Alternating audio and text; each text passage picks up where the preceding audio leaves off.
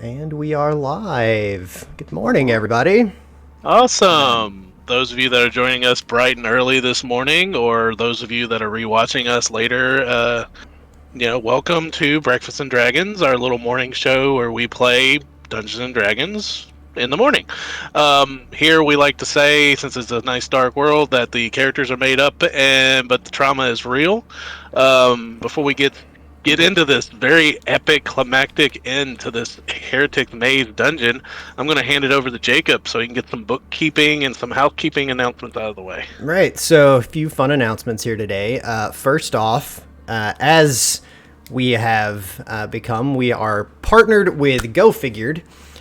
So check them out. They are very cool mini producer and whatnot. We're actually working on putting together our first order from them ourselves and hoping to do some mini painting streams once we figure out the logistics of that. So keep an eye on it. And if you go and check them out with this information here, then if you hit that website and check them out, use Forever DMs on your checkout and save yourself 10%. Pretty cool. So, besides that, tonight, Gabriel and I will be playing in a special one-shot with the folks from Astral Tabletop themselves. John Irons, who runs his own streams here on Twitch, I believe will be the DM for that. An exciting episode of Battle Boats. We've been told to expect high seas shenanigans, and we are quite looking forward to it. So it should be fun. That is tonight at 7 p.m. Eastern Standard Time on their YouTube channel. I don't have that link on me here, but keep an eye on our Twitter. We'll send out links and everything closer to time.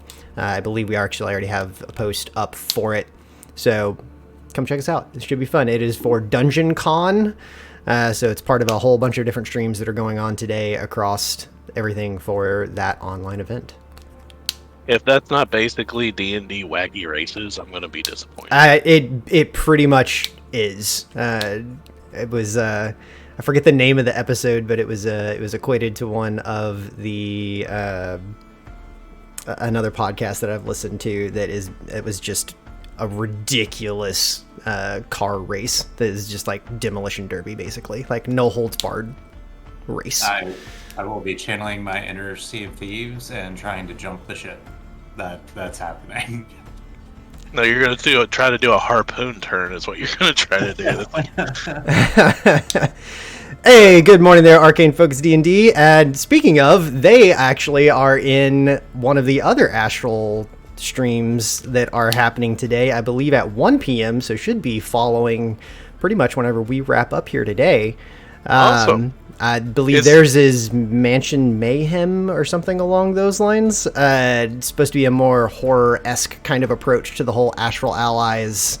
That was the one I volunteered to, but it was too close to the ending time for this. Yeah. So, good to see you all joining us here this morning. Hope your all's stream this afternoon goes well as well.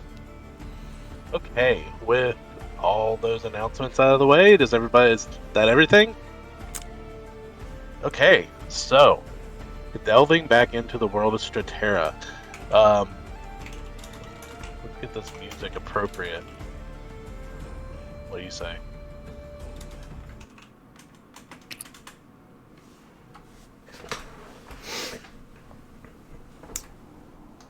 Delving back in, you have made your way through the Heretics Maze, fighting undead creatures of an eldritch-like nature and history, discovering the secrets behind the black ooze that is leaking from their stomachs as you kill them. Finding an arcane book with nefarious and evil intent that describes the tortures and conversion that happened within this torture chamber, as it was, of mages that didn't share the same belief in those that took over. Going forward and opening the final door, you discover a tomb with an epitaph that connects to Hearth's past, and a very eerie magic circle that's a combination of two schools that, as Ben would know, should not exist. And so we will take over right where we left off.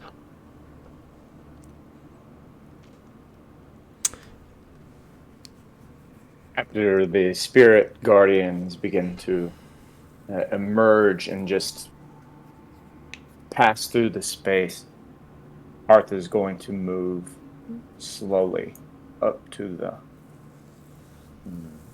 the beginning of this runic circle here, and survey the energy of the area. Do not get too close. I cannot guarantee there won't be repercussions. As Oliver walks into the room as well. Sorry, I don't mean to cut you off. Just as he walks in, stepping up the steps behind him is materializing one of his ancestors. If I could get that token on screen real quick. Let's just move that. Oliver's echo. And there you go. Thank you. Should be shown. Okay, Hearth. As you step forward towards the epitaph on the side of this tomb, and the final words staring back at you, the last resting place of Alkadi Asha. The area around and as the magic from your spiritual guardians crosses over the veil of this magic circle, it begins to hum with energy, and the area becomes oppressive with shadow. As they seem to come to life, the shadows from the corners pull in and pull from the sides of the statues and the pillars itself, and the shadows become very present within the space, swirling and writhing and moving.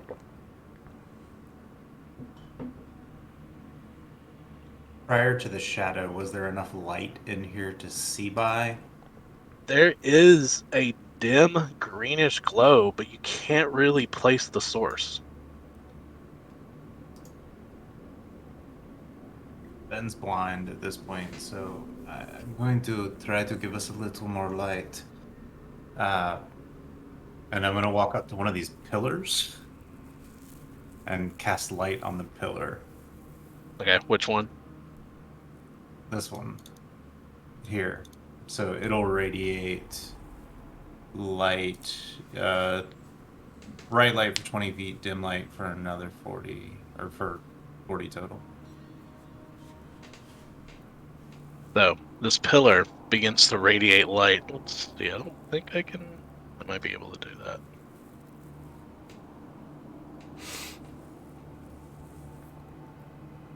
So, what is everybody else doing? As Ben goes up and does this, Oliver takes the torch that he was about to light from his pouch and just tucks it back. I suppose that works too. Yeah. Hearth, step back. Is Larissa in the room with us? Yes, I'm trying to be. The door is shut. Yeah. Arthur's going to move slowly back a few steps between the pillars.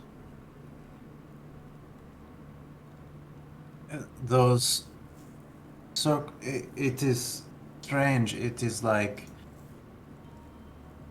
creation magic and death magic intertwined. They should not work together. Well, before we deal with that, let's make sure this room is safe. And I look to Larissa. Kind of look over to the middle of the room and very nervously start walking around, checking for traps, seeing if I see anything going on around. As you walk around the room, it almost feels like you're stepping in pools of dark liquid as these shadows take that back. It's more like a dusty floor, because as you step your feet onto the sandstone, the shadows spread apart and allow you to step as if they're avoiding you. And this happens to everyone. The shadows are almost a material presence inside this room. Okay. Out of curiosity, what does it do around my echo? It's completely ignoring it. Okay. Flowing through. Your gauntlets, however, are slowly, as I said when you first entered last time we played, are boom, boom, boom, boom, boom, boom. Noticing that something is here. Something that is still alive. I'm gonna kind of look back to the group and say, last something like this that we ran into the arcane grave was not like something I would like to repeat seeing. So, is it safe? Yeah, Bill, do you want me to roll up perception or? Are you asking me that because Trish doesn't remember? Oh, are you asking me about the room or are you asking me about the? Oh, I was asking. She was checking for traps. I was asking if the room was Yeah, safe. okay. Yeah, Yeah. roll me an investigation. Oh, but say I remember what that thing was. Uh, It almost killed me twice. Okay, so I don't have a lucky, so that's a 6. Wolf. You believe Seems this safe to room? me. Yep, this room is entirely safe to you. It's fine. It looks great. We're just great. It's okay. And then was just like start kind of stamping around. Looks good to me. Okay. This greenish glow you start seeing that's starting to emanate. It gets Oliver. You would notice this every heartbeat of your gauntlets.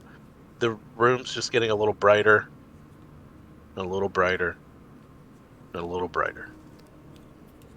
I'd like to just do like a general investigation check on any like carvings, the writing in here. If there's any like any information I can glean from studying the area. Actually, roll me an Arcana. Yeah. Okay. While he rolls that, the last time my ancestors tried to tell me of something being close by was at the lighthouse. I do not know what is here, but be careful. I know what is here. We must open this tomb. I rolled a 27. Harkening back and mimicking exactly what Ben was talking about. His knowledge of magic, more ancient as it was. What you're looking at here with this magic circle, it's a combination of two schools, with an unknown practice of magic bridging the gap between, merging two circles of magic that has no earthly presence being together into one complicated magical device. With it being so high of an arcana check, it's not complete. You're seeing pieces missing. This seems to be this whatever this ritual is connected to something similar, because the magic aspect of the weave and the presence of the doorway that is open to the Shadowfel is working, but you don't understand why it's not complete.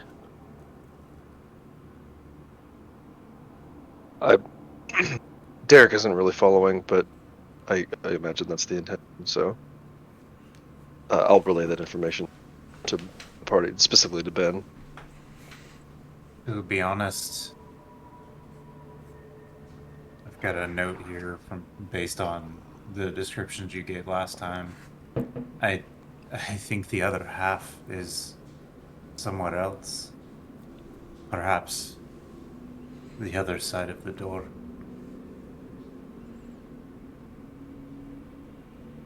But through the note also that Ben has, I'm sure.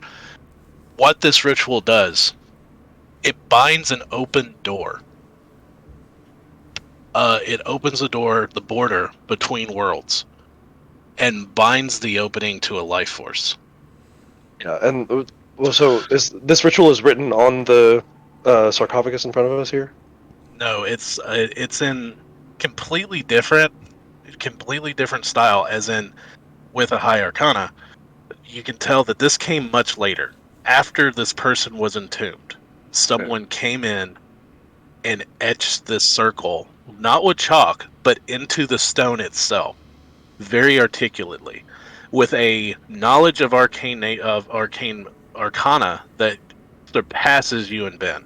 You two together couldn't accomplish this, but someone was able to combine two forms of magic, and the only theory that even gets close to this is the mythical or aspect of creation magic that was mentioned during the Dawn War throughout history.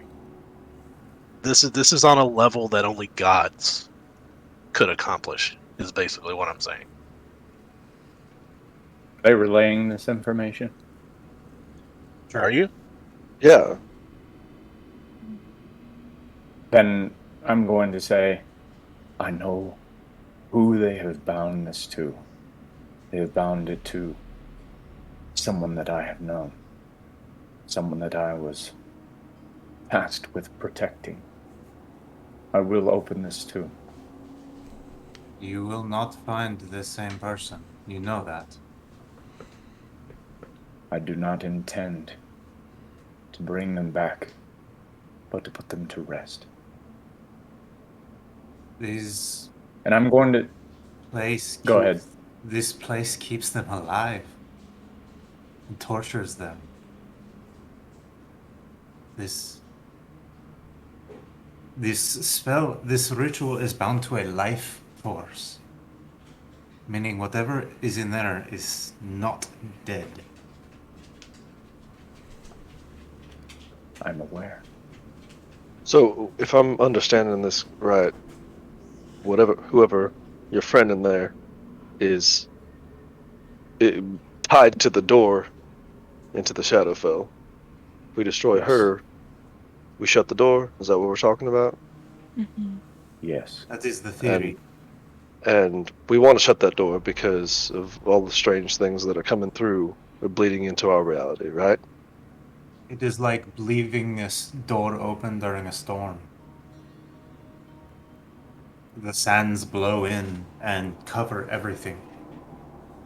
Gets everywhere. Calm down, Anakin. The only thing Ben and Anakin have in common. We will close the door and free her from this prison.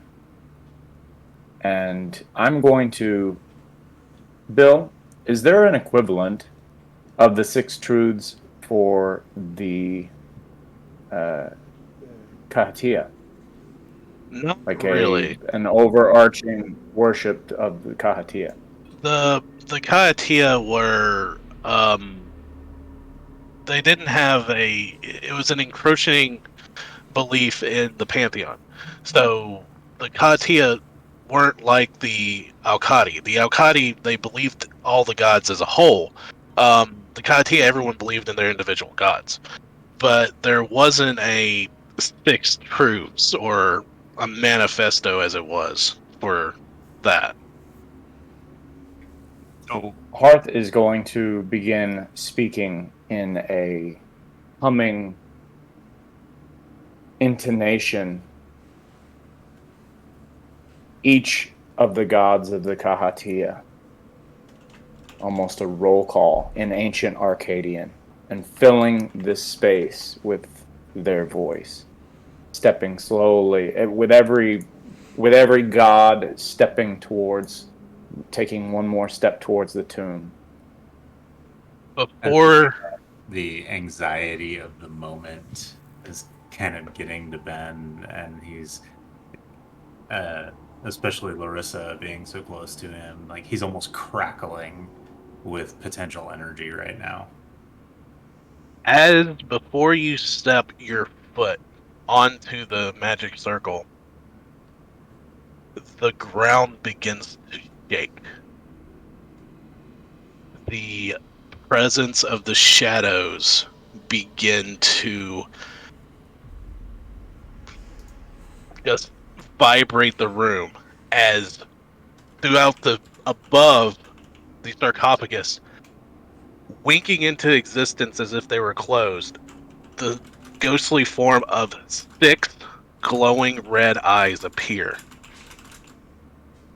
And this deep voice that seems to crack and vibrate the stone around you. You can't tell if you're hearing it or if you're feeling it in your minds.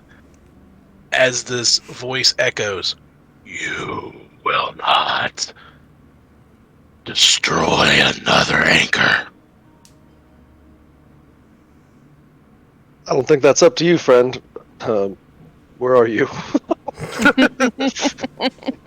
And before your foot hits, the eyes close, and you guys hear a loud cracking noise as the lid of this sarcophagus blows off and lands to the side.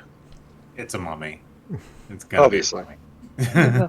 And you see a skeletal feminine hand grab the side of the coffin and pull itself up.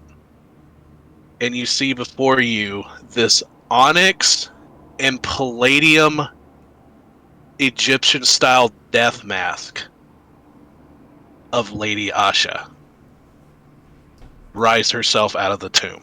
Ooh, Well, A, that's that hot. Wow. And boom goes the dynamite. And roll for initiative. Yeah. Ben looks at everybody who's frozen, and he's like, "Sorry, Ben."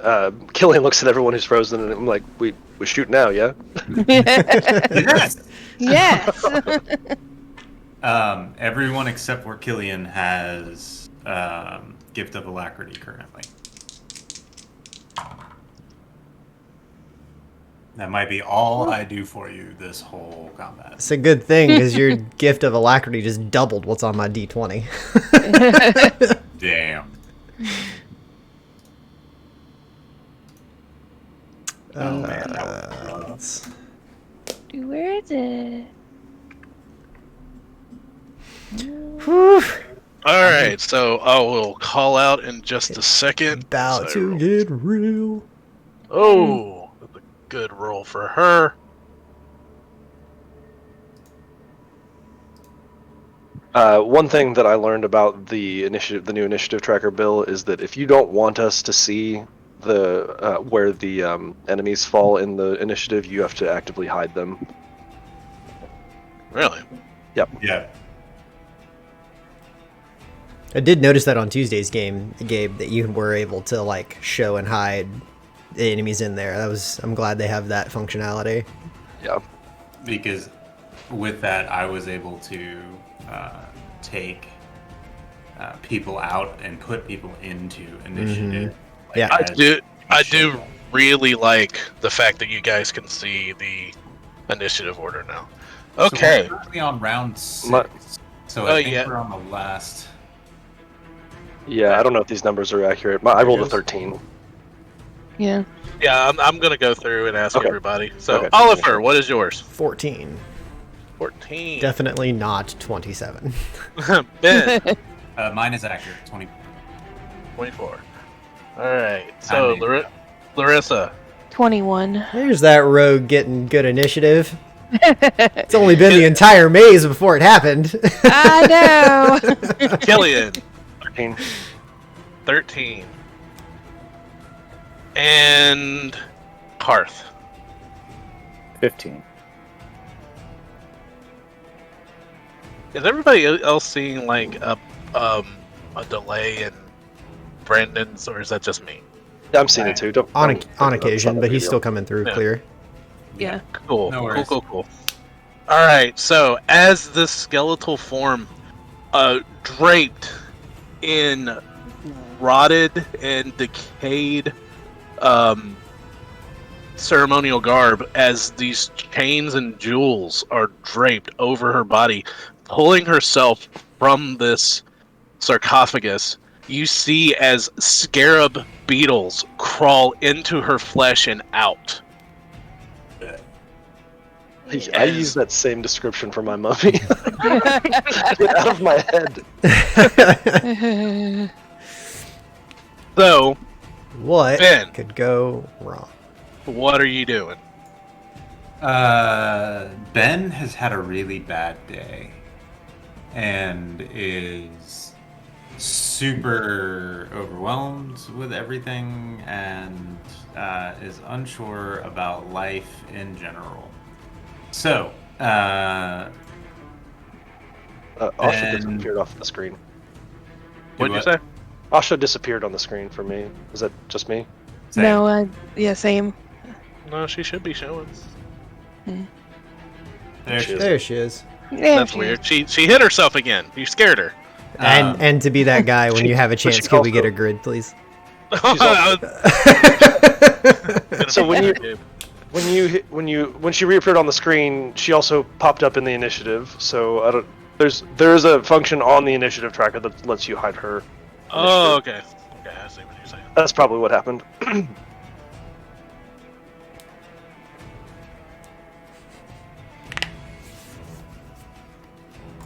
So I'm not seeing it. It's fine.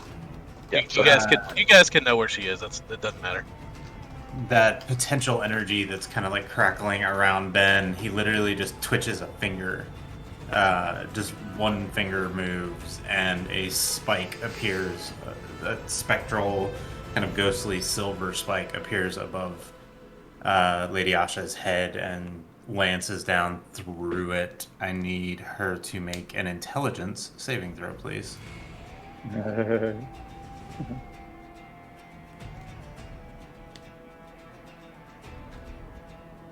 24.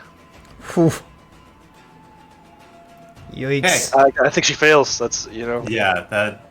I mean, Ben's got the biggest brain. Man, that was 2 6s too. Damn. So that happens perfectly for what my next action was. That happens, and all you guys hear from Ben is, "Oh fuck!" And Ben's form turns into ash, and he disappears in a dust of wind. As I cast Mists of Relay. Have we seen you do this before? Yes. Yeah. I was gonna say because we had Killian's gonna be like, oh! Ben is invisible now. So Such an amazing spell. 10. That's like the one out of the Sandy Peterson stuff you gave me that I'm like, yes, that is one I use. Yeah. 15. Killian's probably still concerned, but then he looks at everybody else and they're not freaking out. And I'm like, okay, it's fine. It's fine. Yeah. Ben moves to there, and that is the end of my turn. I don't have a end your turn button currently, though. You should. Yeah, Bill. There we go. Ta-da! Now you have it.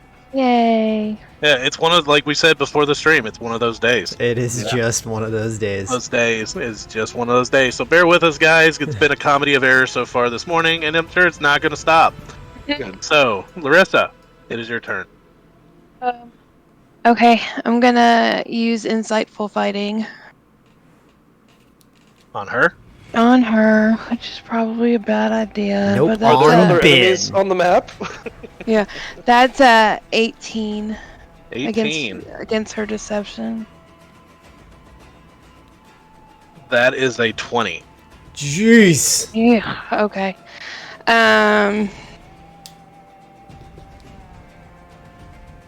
So wait, explain to me what that was again. Insightful fighting. It allows me to do an insight check against a creature that I can see that isn't incapacitated against the target's deception. And if I succeed, I can use my sneak attack against it, even if I don't have advantage or it's not near a ally. She succeeded, so you can't read her. So Yeah, yeah, it's she succeeded. It's like she's so wearing I a mask or can't. something.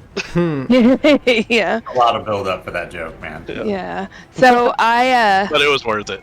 yeah. Yeah. So I go back, like you see her do what she's been doing and kind of count and goes 1, 2, 3, 4. Oh no! And then like pulls her bow out and her arrow and just let's go. Okay.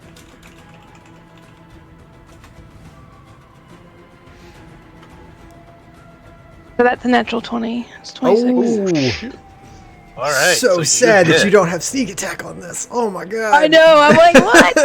Okay, so that's 1d6. So that's 6, and then do I roll it again? Just 1d6? Yeah, you roll it again. Okay, just not with the +3, right?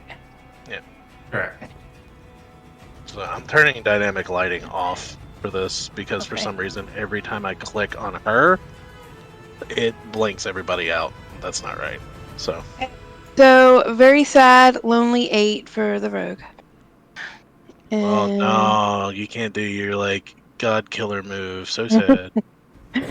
then And DM's salty this morning. I know. And I'm just I gonna wouldn't go say salty. 5, 10, 15, 20, 25, 30. Where am I going? Okay, there. I'm done. So at the You end, bumped to an invisible Ben. That's at, at the end of that, and you shooting this arrow and getting through her defenses, this arrow slunks into her chest, and for the 8 points of damage, she moves back a little bit, and she almost stares up in nothing with the mask and turns around and looks at Larissa and watching her move. She will take her first legendary action I was waiting for it. Mm-hmm. as you see through the shadows manifest in one hand. Hearth, this looks familiar, as a spear of shadow appears in her hand. And she throws it at Larissa. Does a 19 hit you? Of course. Okay. You see in horror as this shadowy spear comes forward and hits you dead in the chest, but you feel no pain. This is fine. Like And And then you die. it just hits you, and there's a shadow. But as you continue to move, you realize you can't move. And you turn around, and the spear is sticking out of your shadow, and you are restrained. Oh, what? snap. Okay. That's cool. That is cool. Oh, okay. Why's the bad stuff gotta be cool, man? I know. Leave my shadow alone. Okay. With her pinning shadow legendary action. Nice. I'm here for it. So you're basically restrained, so your movement is set to 0 for how long you don't know. Okay. So that goes into her. So let's see.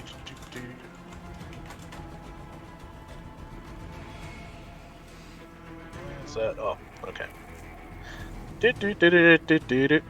So, as she comes into her turn, she turns around and looks at Hearth and raises one hand toward him and then just turns it up really quickly. And I need you to make me a dexterity saving throw.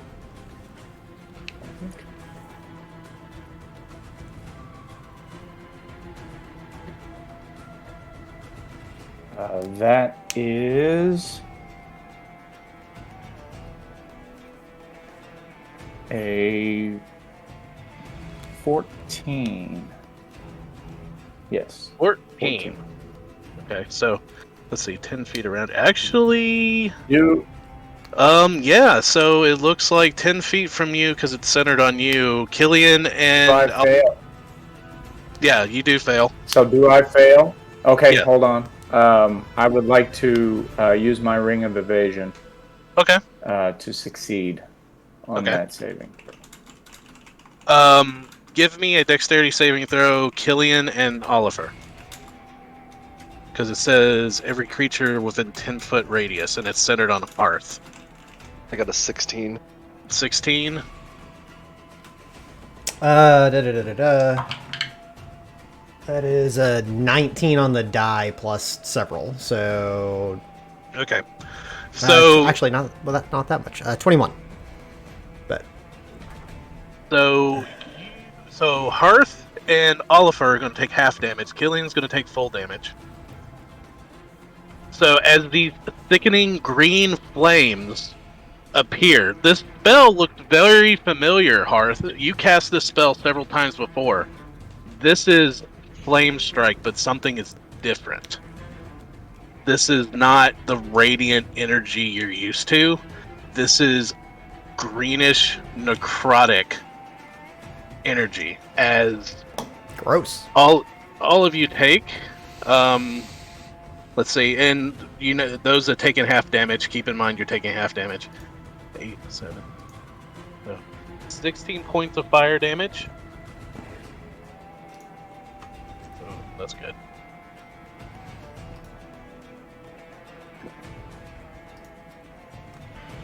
And 15 points of necrotic damage. Alright, I want to use my reaction to Hellish Rebuke that. Okay. So, choice. As this damage, as the magical energy sinks in, it like rolls up my body, and then it gets to the point in where my medallion rests on my chest, and fire basically swirls out from the medallion, wraps around me to the ground, and then travels across up to Asha. She needs to. Oh, and I'm doing this at the 2nd level. Okay. She needs to make a dex save. 9. Okay, so she's failing unless she has legendary resistances she wants to use. She does. And she will use it. Okay, so you're taking half of this damage then. Okay. So this is 2d10 fire damage. Damage is 13. And then I want to look to see if this fire has the same effect on her as it did the other mummies. Is she like taking more than I was expecting, or reacting more to it? It burns her, but she's not reacting like the other mummies. And you said she takes 15? I said 13, but you're taking half, so it'll be 7. Yeah. She takes it, but she does not look to be affected like the other mummies. Okay, that's good to know. Guys, I've got very little health left.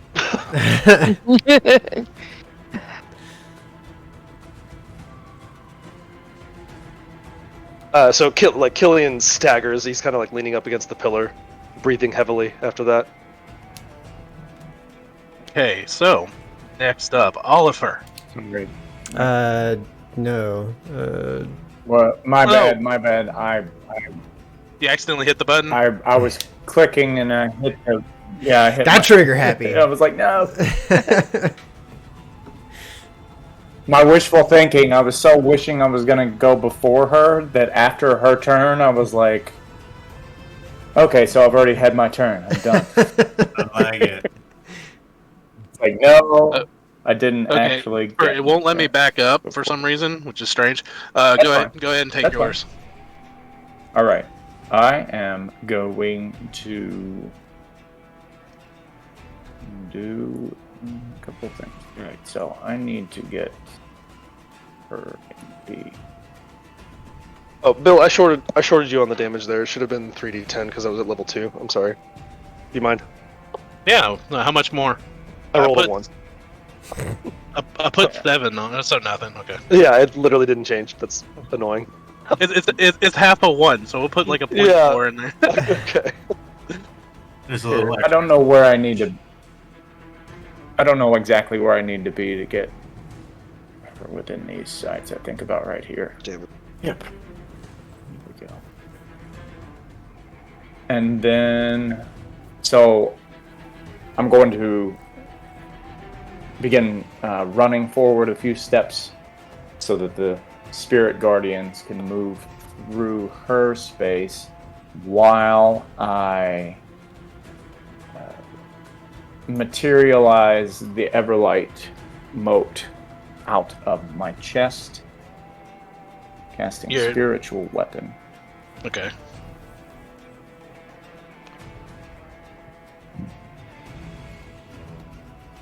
It materializes and is going to end up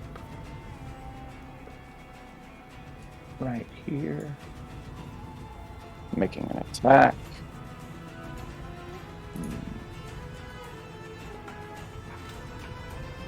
Does a 13 hit? It does not. God, these rolls, Wishful thinking, guys. but I was just checking. And I am going to also flare up and send sacred flames out. Radiant Okay. flames. Wrapping around her. She needs to make a dexterity saving throw, if you please.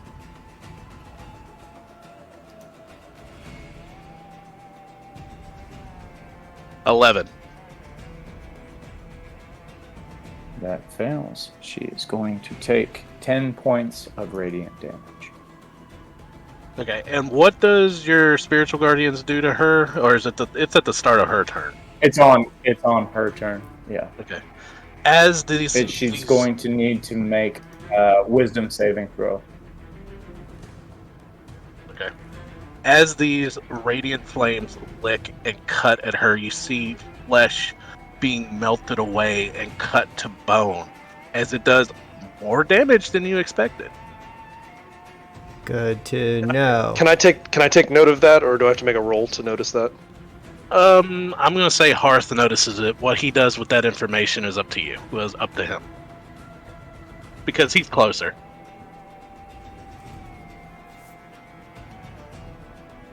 Okay. So as she does that, I will say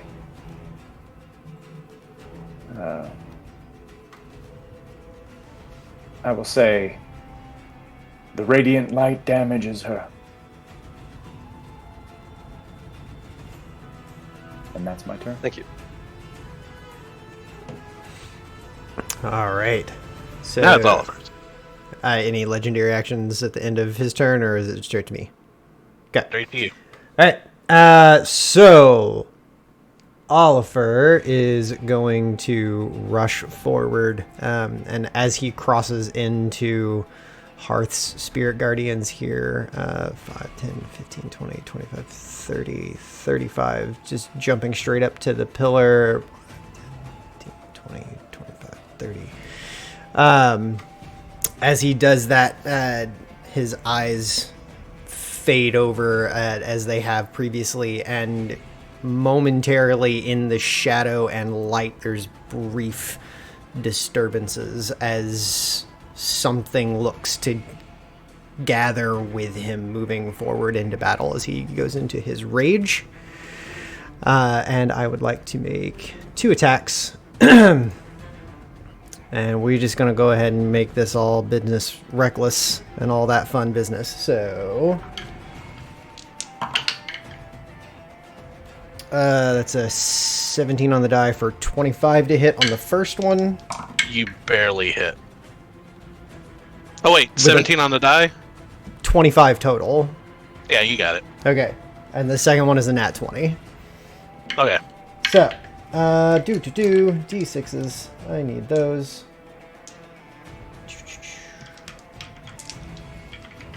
So, total damage between the 2 attacks.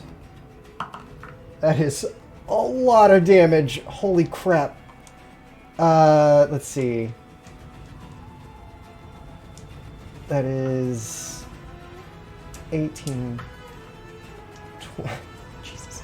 18, 28, 32 plus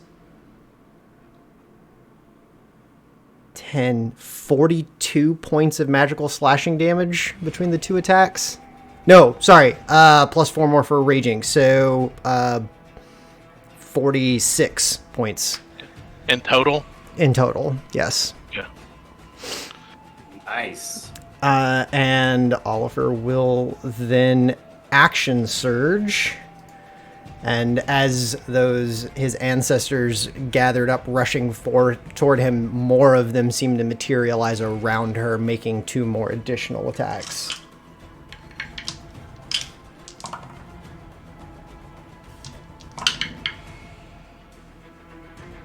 For 27 to hit and 18 to hit. Okay, 27 to hit and 18 to hit. Both of them hit. The 18 barely hits. Okay. Good to know. 6, 7, 13 plus... God, what was that? 13 plus 12 is another 25 points of damage total. How much in total? 25 on the 2 attacks. Okay. That'll. And that will end Oliver's turn. Job. Okay, at the end of Oliver's turn, you see these attacks rip into her. Now you done made her mad. Good. Pay attention And to me. That's what I'm looking this- for. Killian says that. This decrepit body almost preternaturally falls into an instinctual combat position, and takes, with a legendary action, takes 2 really quick jabs at you with her hands, touching you. Okay. And let's see. That's Both fine. She has advantage on the attacks because I made mine reckless. Okay, so that one was an 18 to hit, and that one was a 20 dirty to hit. Okay, both will hit. I'm going to interject my reaction into the whatever's the first one to hit. Okay, make her roll again. To focus her to roll again. As I see her reaching out, in my mind's eye, it goes, "Ew." Does she roll again with advantage, or just a normal attack? Do what? That's a good question. Does she no, I keep think, her advantage, or does she roll normal I attack? force her to re-roll, and she has to take the result of the second roll. Yeah, so like you've decided on the 18 already. The 18 is the dice that is being re-rolled. Yeah. So So she's not making another attack. She's just re-rolling that one die. Oh, okay. 2. Ooh, good one. So, that one misses. Here, So, here we go, Gabe. Kaida learned a new trick for Ben.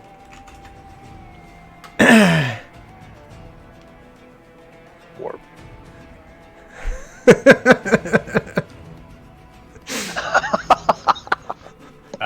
That's awesome. I am. Actually, I think I still am invisible. so with the 2 hits, one feeling connected, but as time skips, it misses. The second hit, when it hits you, you feel this sharp, intense pain around your ribs as you look, and it almost, without flames, it looks like your where she hits you is burning, but it's necrotic flesh spreading up your chest as you take 17 points of necrotic damage. Is this purely necrotic damage across everything? Like she's just Yeah. dealing necrotic damage? Yes. Cool. With her necrotic touch attack. You got the touch. Being a barb's not going to take me very far with all that business, guys. Oh, man. That hurts. That hurts. Killian. I'm stuffing my face here. Remind me, we can drink potions as a bonus action. I believe we agreed on that, yeah. For yourself Okay. as a bonus, but to Yes. defeat someone else is still an action. All right, so Killian, still staggered on this pillar here, pulls his potion of superior healing, and I'm gonna roll that into D&D Beyond. It should come through. I rolled a Nice. 29. All right, so I'm healing for 29, which I think I'm too shy of full. Okay, cool. So Killian puts this potion he pops the cork, puts the potion in his mouth, and he like tilts it up with no hands, and his hands run along his bandolier as he's chugging the potion until he finds the bullets that he has marked as his radiant bullets. Still chugging the potion, he snaps one into his pistol, and he's going to cast Celestial Burst, which I think this is the first time I've used this. Yep. So here we go. I am going to use my inspiration roll. Try that again. Okay, that's a little better. Does a 19 hit? Yes. Okay, the radiant damage. Okay, I don't know why it rolled 1d8 because it should be 2d8 because I'm above level 5, so I'm going to roll an additional d8 here. D8, there it is.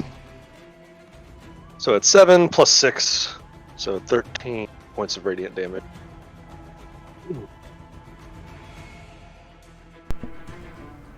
And I imagine the bullet like glows faintly, but as it embeds itself, there's this like very intense flare of light, very similar to like the light that comes from Hearth's chest casts. So as this radiant burst hits her, and I think it's like an explosive round from your gun, right? Right. As it hits her, it just explodes. You see flesh blacken and blow off, and you start seeing bone underneath. And as it does, you start seeing decrepit and decayed organs dripping with that black liquid as scarabs crawl in and out of the flesh.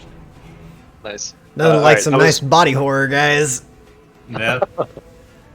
So that was bonus action and action. I'm gonna use my movement to get away. So 5:30, and I'm done. All right, so top of the round with Ben. Okay. Ben is going to shift up here. I'm still invisible to this moment, which is cool that my chronal shift doesn't trigger me to become visible again.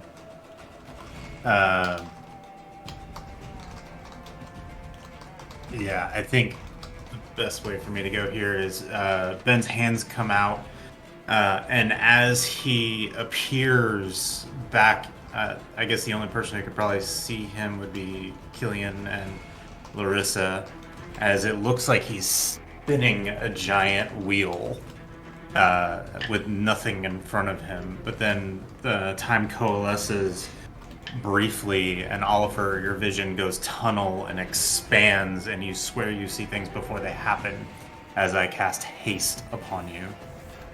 More timey-wimey. Sweet. Yep. And then I step back behind the pillar again. Okay. And that is my turn, sir. All right, Larissa, you are still restrained. You have disadvantage on your attack rolls, and your movement is set to 0. Okay. As you are pulling, and you cannot move your arms or anything. It's like you're being pulled from your shadow, as your shadow is more immobile and stuck to the ground with this spear. But I can attack. Yeah, you can. Just with disadvantage, because it's hard to move. Okay. So, like you see kind of like she's biting herself, cocks another arrow, and tries to let go. Alright, so... Still get sneak attack. Yeah. Uh, If I can hit. Actually, I don't think you can if you have disadvantage. Nope. Truth. It was 12 was the last one. Roll a 12. Yep. Arrow goes wide. Yep. I just hear her go curse a little bit, and then that's it. Alright, so... And now, at the second round, the lair action kicks in at 20 because Larissa was 21. Oliver, at your feet, you start noticing the grounds moving within this tomb, within the sarcophagus. As you start hearing this chattering and screeching, into your horror, underneath Lady Asha's feet is countless numbers of scarabs as this swarm of scarabs exit the tomb This is fine. and enter into combat. Moving and attacking Hearth. Say Hearth.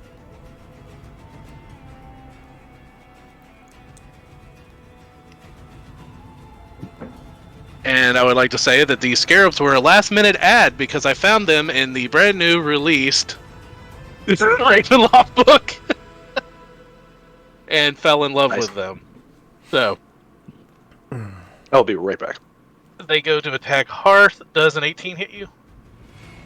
It's not. Ah, as they're crawling Nice. up your metal flesh and arms, pinching and trying to find purchase.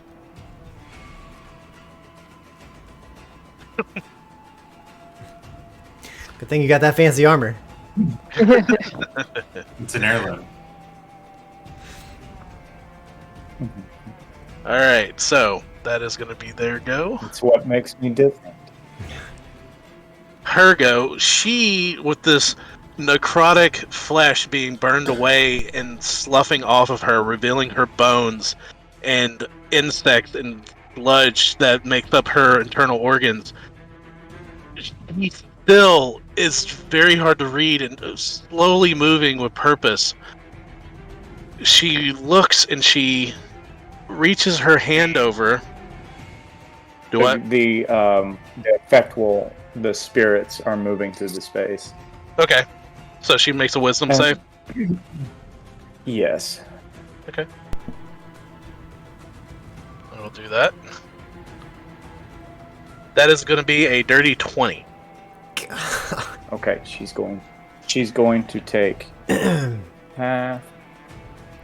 So let me figure this, and then I will describe what we see. I mean, if she's vulnerable to radiant, she's taking It's still gonna be a half good and then amount of double, so damage. it'll be Right, just the still standard just a amount. straight roll. But it's going to be. It's a good roll too. I wish you would have failed. 9 points of radiant damage. It was an 18 on the roll. Damn. 9 points of radiant damage, but the spirits begin to do something strange. Oliver and Killian, Ben, and Oliver. Oliver will definitely notice. Killian and Ben, if you want to have them make a perception check to see, but the spirits begin to materialize and take vague forms. Some of them very vague, others clear. You begin to see hawk-like masks begin to dart towards Aisha. And one materializes in a strange shape, a face that none of you all have seen. But a very fine elven face, almost silvered, materializes as well, and begin to drive into Lady Aisha's form. She's not touching the ground, she's just kind of like falling perpetually. Nice flavor. So these spiritual guardians rip into this necrotic flesh. Struggling to reach over to cast the spell, the former Lady Asha, now the undying heretic, reaches her hand over, and you start seeing a tear in reality as this creature, Hearth, through your religious studies, there has been iconography and symbols of holy creatures throughout Arcadia. Winged lions, that symbolize the Kaatia and the good nature of the prime gods. The creature that rips forth from this dimension is a scarred and decrepit, aberrant form of a winged lion, as it appears. As she's doing that, since I do still have line of sight on her, seeing her formulate the spell, I'm going to use my reaction to cast Dispel Magic and Form Blood. Okay. This is a 6th level spell. So I will roll for it. Yep. Fingers crossed. Do I want to trust this die? 16 plus 4 for a 19 total. 20 total. So But that's that'll cool. be 20. Yeah, I can count. Numbers and stuff. So, thematically, she's casting the spell and expending the energies, and as the tear opens and the creature comes out of it, it just reverses and goes right back in, and the tear closes. Okay. Seeing her ally expunged from this reality, she uses at the end of, well, nope, because it's still technically her turn. No, Yep, that was a reaction on her turn. she does not do that. So that ends her turn. Been a good ride, y'all. I think I just made her mad. And now you done made her mad. Yep. Okay. So next up should be Hearth. Mm-hmm. All right.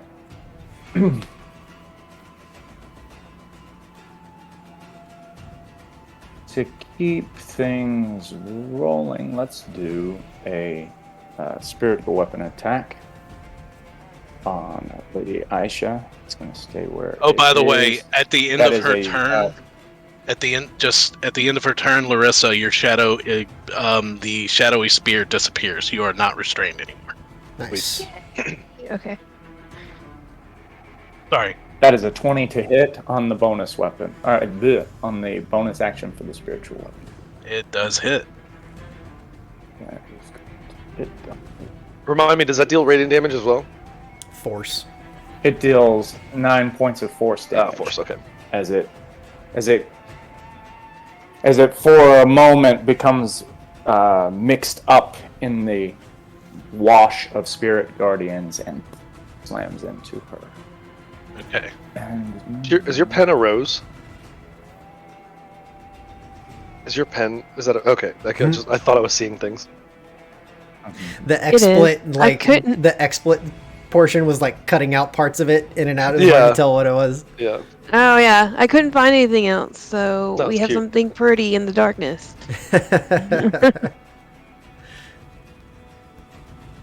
okay. And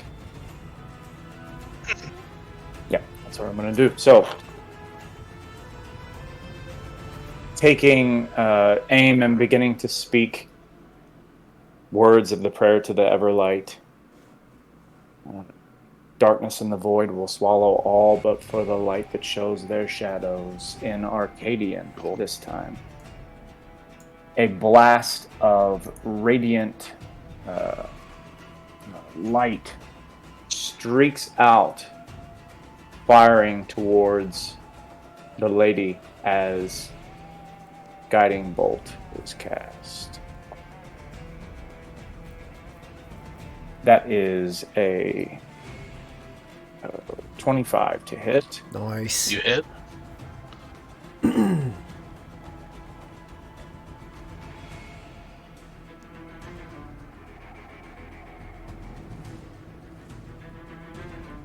And that is this moat is quite large and begins to hum blue for the few feet that it has to travel, and it does 15 points of radiant damage, immolating the lady, making her almost impossible to see, impossible to miss.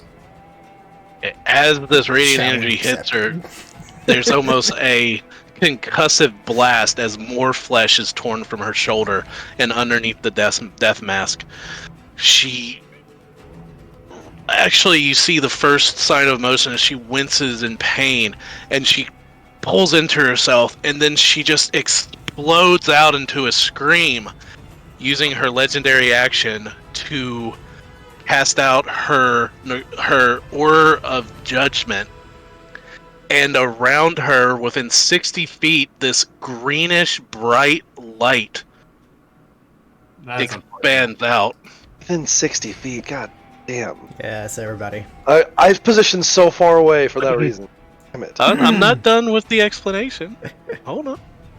Play protect, guy. Hey, let me be salty, okay? So, as this aura appears, those within 30 feet need to give me a Constitution saving throw and hold it until I ask for it.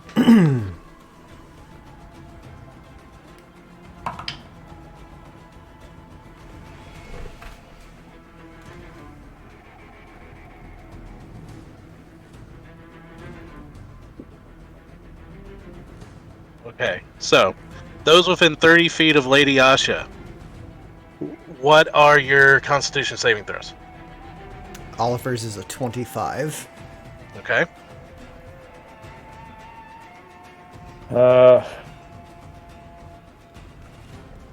Mine is a 15. Hearth, you are blinded. Killian just misses you, and Ben just misses you. Okay. But you are on the edge of this bright, shining, sickeningly green aura that hurts your eyes, Ben and Killian, but you are not blinded. Oliver, you are able to block your face from the bright burst of light. Interesting question. Does Hearth still have to make his spiritual weapon attack at disadvantage if he's blinded, or is that just flat? It's based off of his vision, yeah. Okay. Okay.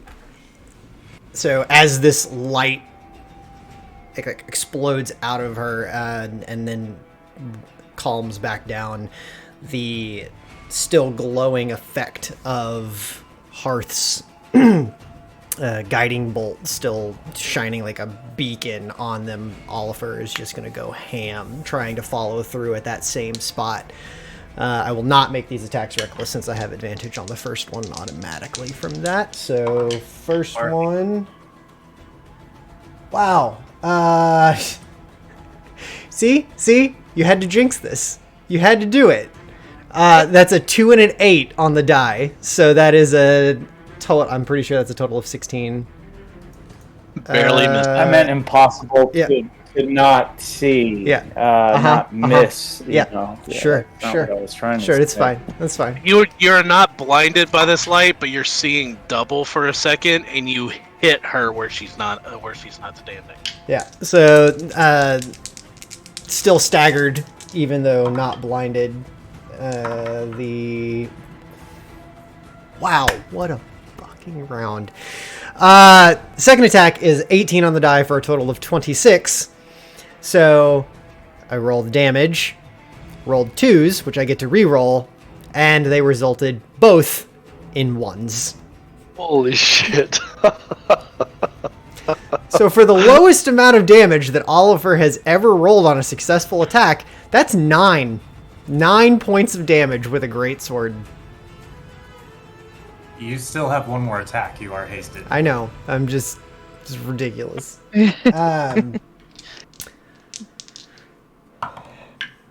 One last We all need attack. to switch dice. All of us need to switch dice. One last attack is a 23 to hit.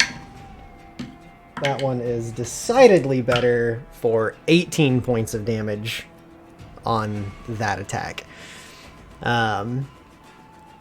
and thematically speaking, his echo shifts up over behind her, and then as a bonus action, Oliver and his echo will swap places, leaving his harrying ancestor there to do that as well. And because I forgot about this on other times, because I am raging and made the attack on her, attacks on anyone else are with disadvantage. And if she attacks anyone else, they have resistance to the damage. Awesome. Okay. As his spirits continue to harass her within the confines of the tomb. She, with that last hit from the sword, you guys start seeing her body, almost her will to live is keeping her moving as her body is being torn apart by your attacks. She's looking rough, but her actions are still purposeful and full of rage. So, Killian, it is your turn. What are these scarabs doing? They're still this kind of swarming hearth. Yeah, they're kind of swarming hearth. Very confused, like biting into him. Like, so I kind of like watch that for a moment. Some of them going into the light and just searing, like they're trying to move through the body, but just burning.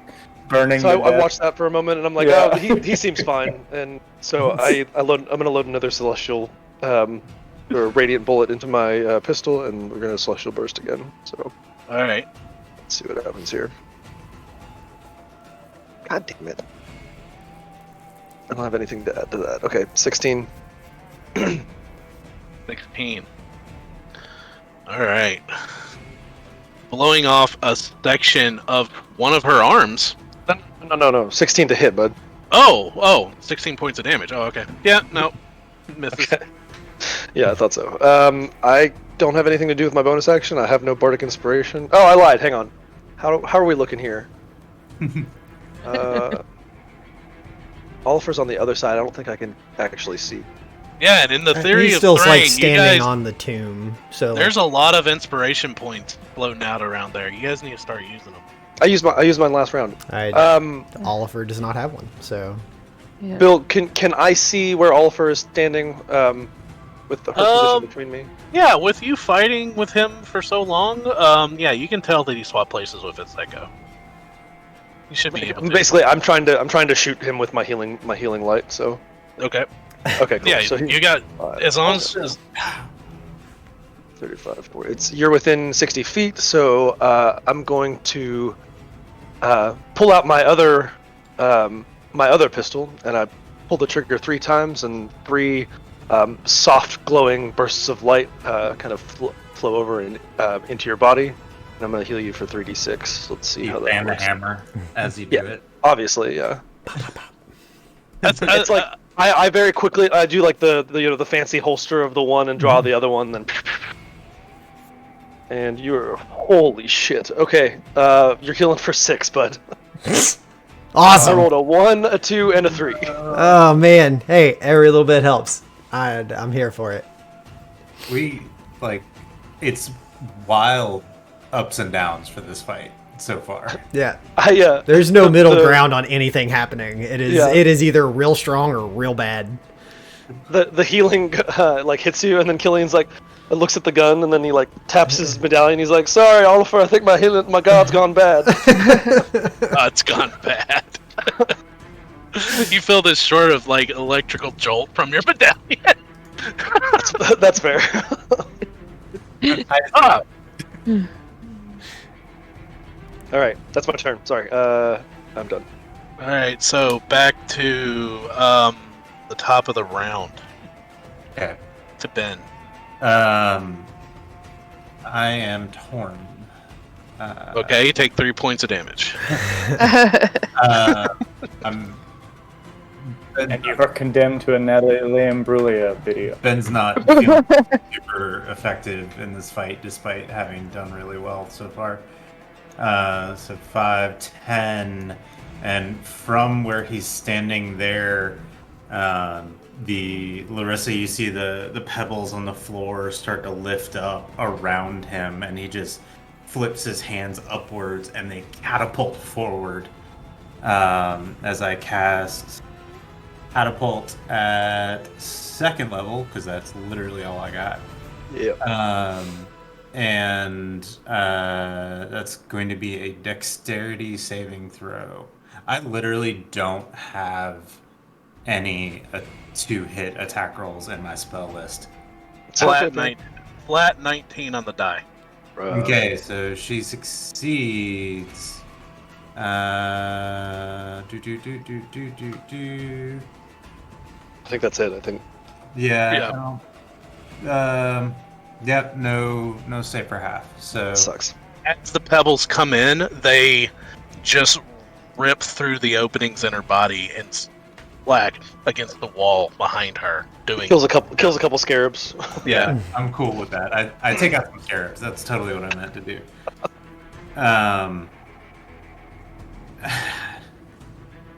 Wow. That's what I got. We're struggling, guys.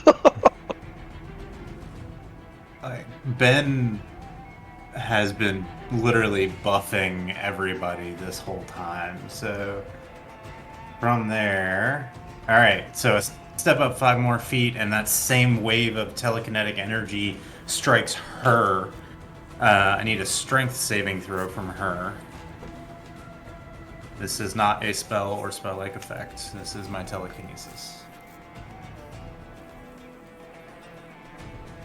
18. Okay, succeeds. And 5, 10, 30 feet. That's my turn. All right. This thing has failed 1 saving throw this entire fight, and there have been many. Well, he said that she has legendary resistances too. So I know I burned one of those with Hellish Rebuke. Right. No, but that's my point. So the one that she failed, she succeeded on. Yeah. This is honestly a reskin monster from another tome, and it's got a hell of bonuses. Oh yeah. I'm not complaining about it. I think it's just intense. If nothing else, Ben is being effective by trying to burn through resistances. Yeah, absolutely. Like Ben doesn't feel like he's doing shit. She's but been rolling. Yeah, she's been rolling well, like really well. She has. Oh, Ben's living out his monk fantasies right now. His what? I'm sorry. His monk fantasies. Fantasies. Stunning strikes, burning up those resistances. Oh man! All right, that's it for me. Larissa, you're up. So you see her kind of touch the edge of her summer's dance and then close her eyes and wills herself to float 30 feet. Float. Like just misty step. Okay. And then you see her grab one of her arrows and kind of look at it, and Ben's probably watching her going, if you miss. Give me a Constitution saving throw as you enter her aura. Or that's a 20, not natural. Nice. You are not blinded. Okay. Brutal. Now watch this not be so great. That's a 25. Shot Yeah. at my- Nice. Ooh. Okay, and then Roll that. that's 8, and then my sneak attack. Give me the total. I am, hold on. 19. 25. So 17 plus 8, 25 in total. Nice. 25.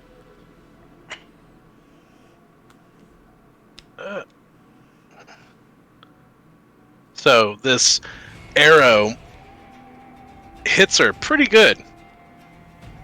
As I pull my camera back up, this arrow hits her pretty good and smacks into the death mask and cracks it a bit as it sticks out, and you see a very feminine cheek underneath, kind of withdrawn, showing teeth.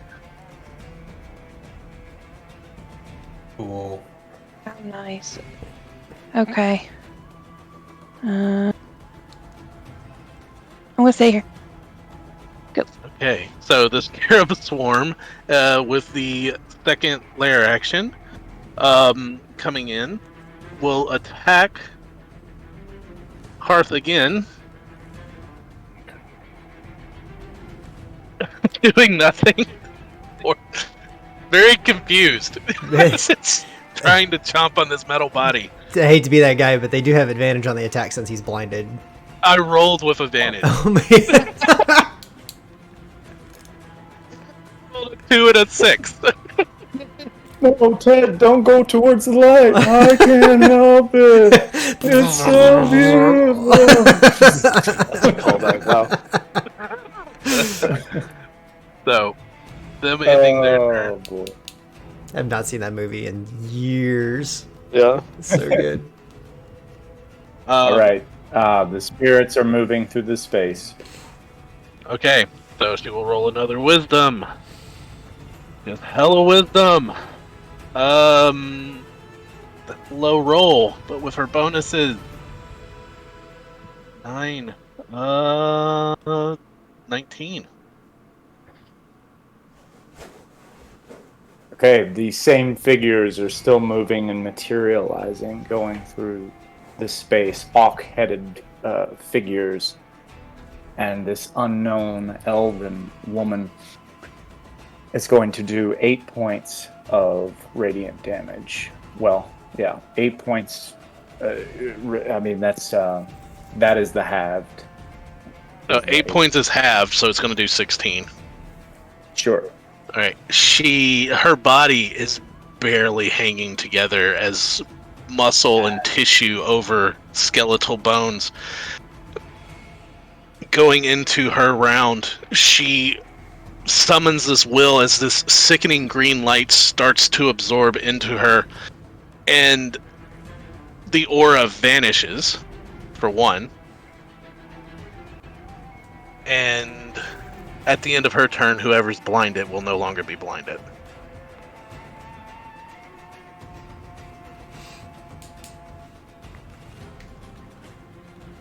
So, we'll take that effect off of you. As the aura vanishes, she reaches in and pulls out her last 6th level spell slot. And again, you see that hair in reality as the lion aberration reappears to aid its master. I got nothing, y'all. Closer.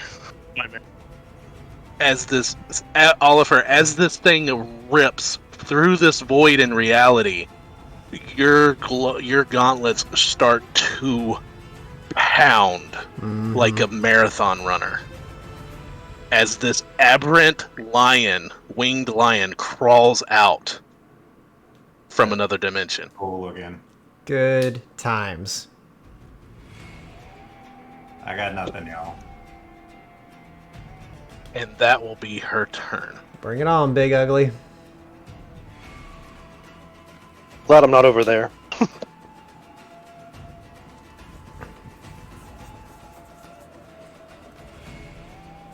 So glad I decided to move closer. So glad. Hearth, it is your turn. The spiritual weapon is going to merge with the spirits and make an attack. That is an 18 to hit. That is an 18 to hit. You barely hit. Okay. Good to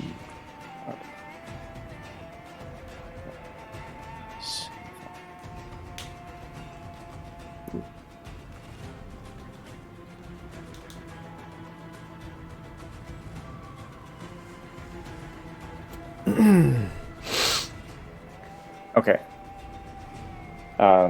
That is 9 points of force damage as the Everlight smashes square into her chest.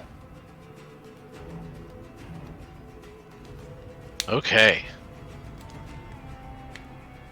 This cracking of bone and rib as you see pieces of her bone just fall into the bottom of the tomb. She's still up. Okay.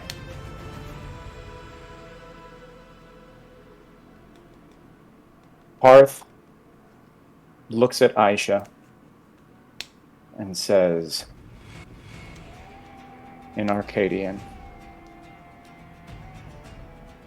"For millennia, I have sat dormant. Now I have found you." And the amulet embedded into Hearth's neck begins to turn gears as they raise their arm. Prayers spoken. And I'm going to use Guiding Bolt, but the Clockwork Amulet gives a pure 10 on the die rather than rolling. That is an 18 to hit, which I know hits now. And the Guiding Bolt damage will be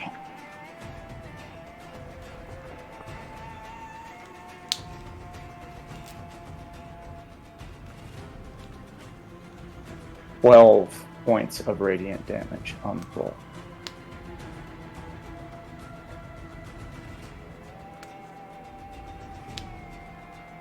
Arth, how would you like to complete your duty? Nice.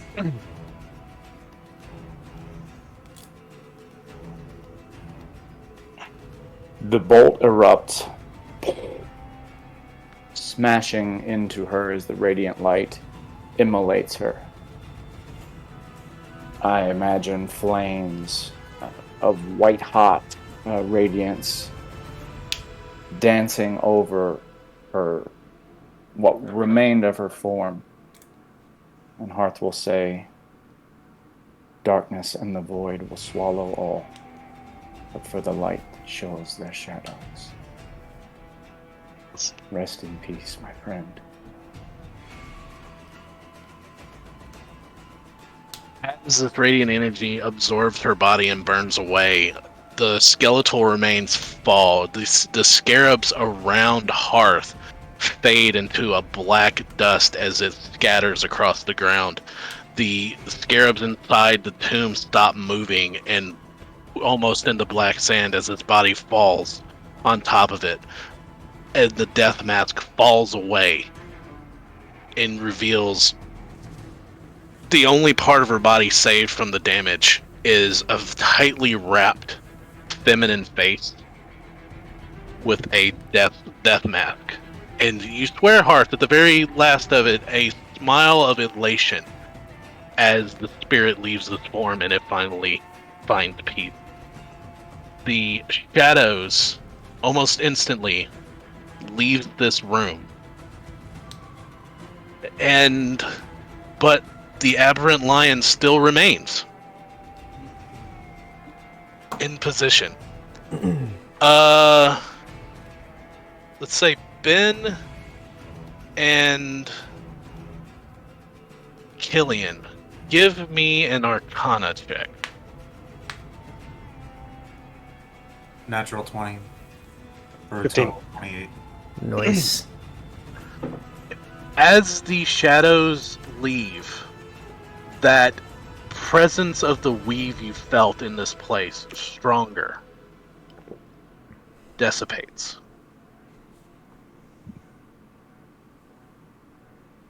Shut the door. Yeah. It just means we're back to the rest of kind of Stratera being weakened from the weave in general. Yeah, So the crack that was letting the light in is closed. yeah. As that happens, Ben staggers. Like, it's like a Jedi being cut off from the Force. I realize mechanically I still have my things, but thematically, Ben, like, staggers against the wall. You still have your magic. In Stratera, there are ways to cast magic, but the natural flow of the weave is stunted. This becomes apparent to you and Killian. When this door was open, the weave was leaking forth from the Shadowfel. Yeah. Yeah. Yeah. So just thematically, Ben staggers at the change. Okay.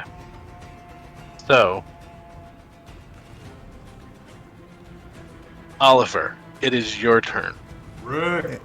As she dissipates to that black sand, like you mentioned, Oliver just like gives a nod to Hearth, and then just literally leaps off the tomb and jumps at this aberration. Okay. And I will make these attacks reckless. First one is definitely going to hit. Well, I say that 19 on the die. I'm assuming a 27 is going to hit. No. 27, 26, and then 27, 26, and a nat 20 on the Okay. 3 attacks. Holy shit, are you gonna one-shot this thing? See? Do it. Did.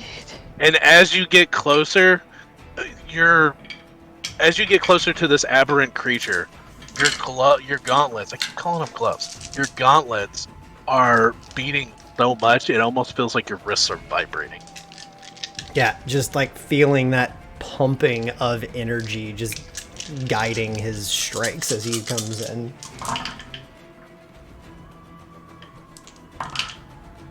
Oh, goodness gracious. So many dice. 12, 20, 26, 32 plus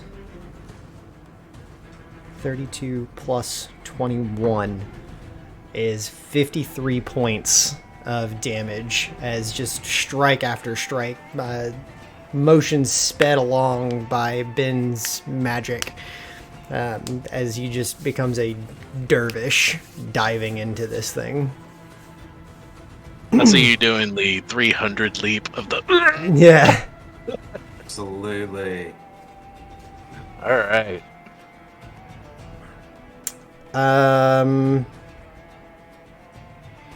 So as that happens, as I still have my bonus action, as that happens, the harrying spirits shift through the space and begin like surrounding this thing.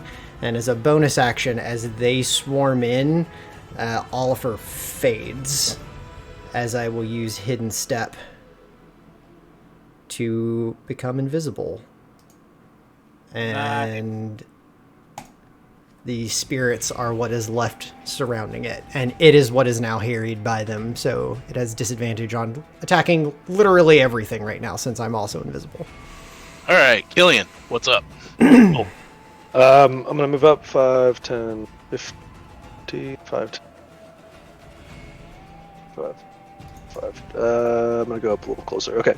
So, Killian's hand drops to his, very familiar to you all now, his shatter grenades. Pulls one, and in stride, very like pitcher's throw-esque overhand, throws it at the ground in front of this lion here, and it bounces once, and I'm gonna make it go off behind the lion here, so it doesn't hit Oliver, or at least where I think Oliver is. Yeah. And I'm like, get the ball, Giddy, and I throw it. So it needs to make a Constitution save. Alright. Con's pretty good.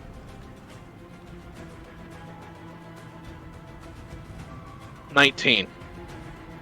Shit. Okay, so it's gonna take half damage. That's. Where were these rolls when I played Thrain on Tuesday? Right? So damage is 12. So half is 6. Dang, that sucks. You take as it looks for a second at the ball and it just takes the hit.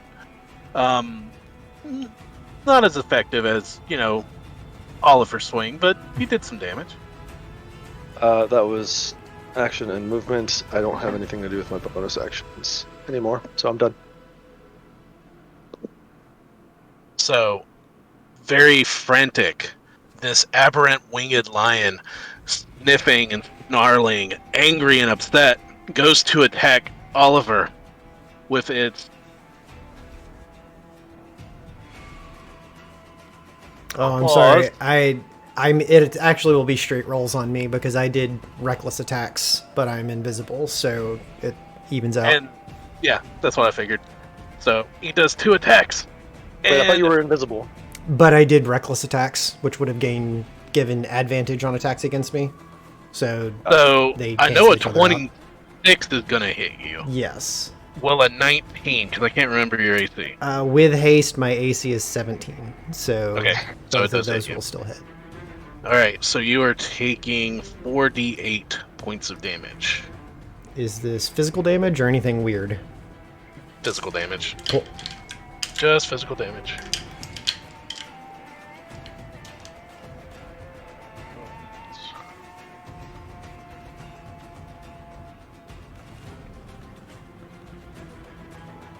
"31 points of slashing damage." As they rip through the space finding Oliver, they catch Purchase, but he manages to deflect off of anything too critical, as that is reduced to 15 points of damage instead. You guys see Oliver vanish into nothingness, and this ball explodes, and the creature, blinded and raged, starts slashing at Oliver in midair, and catches Purchase with 2 of the claws, dispelling his invisibility and ripping into him. Technically still invisible. It doesn't end the Oh, really? invisibility. No, that only happens on my actions. However, just as what happens, invisible as he is, like splatters of blood would hit the cobblestone. It was him. already in my head, and then you Yeah. said it out loud. It's fucking awesome. Yeah. All right, so Ben, this aberrant-like creature stands before you, and it's just torn rivets of blood from an invisible Oliver. Okay, seeing Oliver's blood hit the ground, seemingly for the first time, at least for Ben's perspective in this combat, from where Ben is at, within 60 feet. It's okay, Derek. Don't cry. It'll be okay, buddy. It'll be all all right. You, Ben will step out 10, 15, kind of into as the spirit guardians are swirling around, almost taking comfort in the light in this dark place. You'll see chains of green spectral energy lash up Ben's arms, and similar chains will lash up from the ground, latching around the wings and the legs of the lion. And I need it to make a Constitution saving throw, please. Pretty good. Probably decent at these, but I am literally out of options. 18. Okay, it succeeds, nothing happens. Bonus action for me.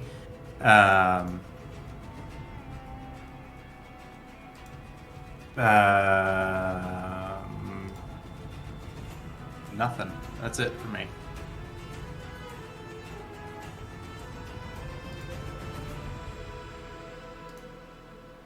All right, so Larissa.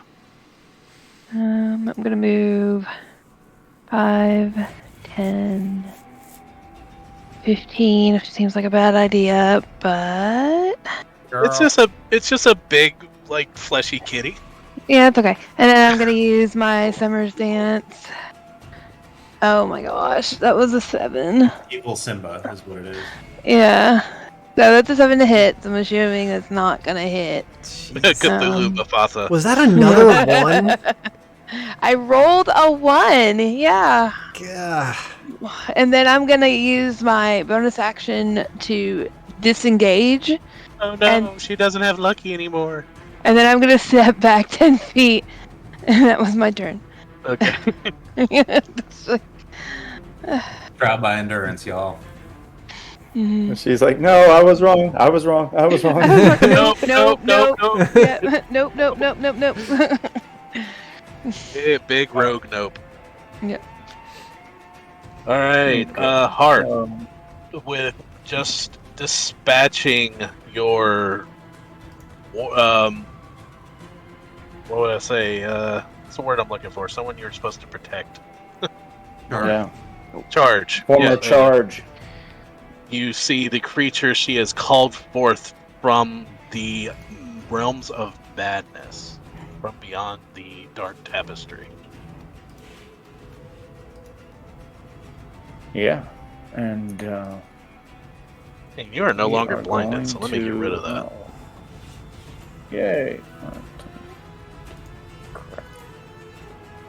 Okay, we are going to use the spirits are going to form up a bit, coalesce, and wrap around the creature with radiant flames. As Sacred Flame goes off, I need it to make a dexterity saving throw, if you please. You know, I'm sure a giant cat sucks at dexterity. Hey, if it rolls like we have 18. been doing the whole time, we're going to be fine. Yep. I love that he's got like Succeeds. +3, All good. +4, plus everything, and I keep rolling just enough to get an 18. Like I need to buy a lotto ticket and just put 18s on there. All good. Then that is my turn. All right. So rematerializing, or like coming back into field of vision, Oliver will like stand back up from a brief staggering and go back in with 3 more attacks. The first one is a... God, that's terrible.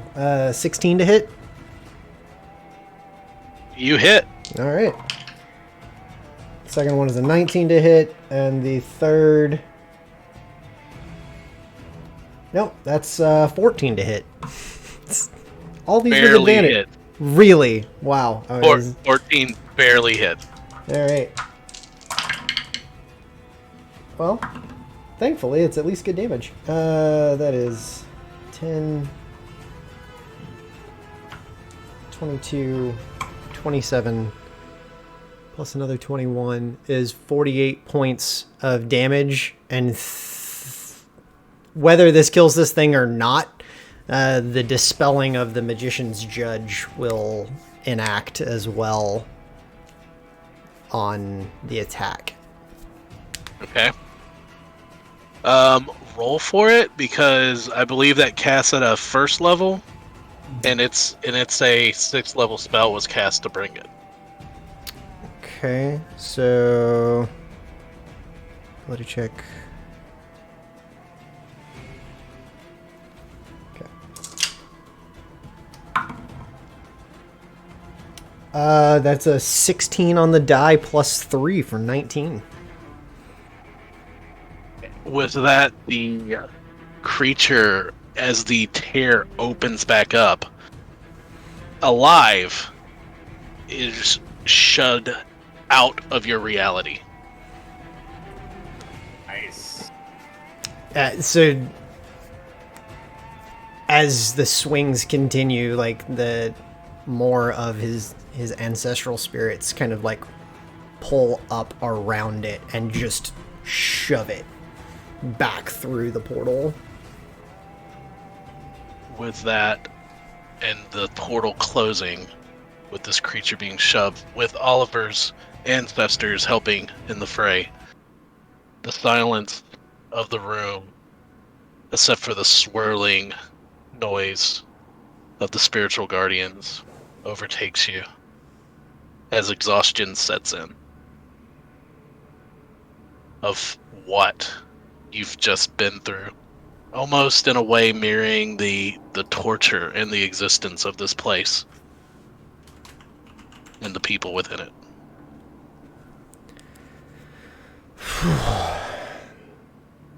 The spirits waft through the space for a moment,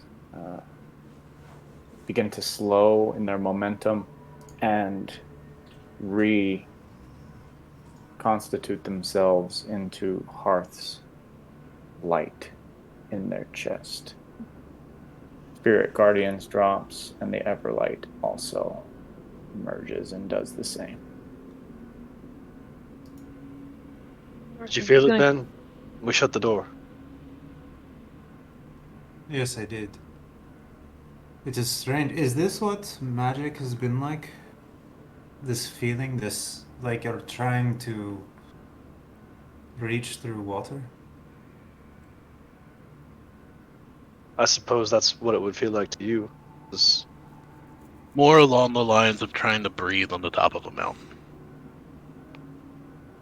this is always what it's been like.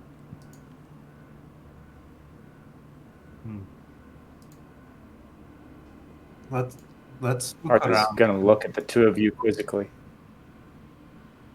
Little head tilt. Still not quite sure of the sensation that the two of you are talking about.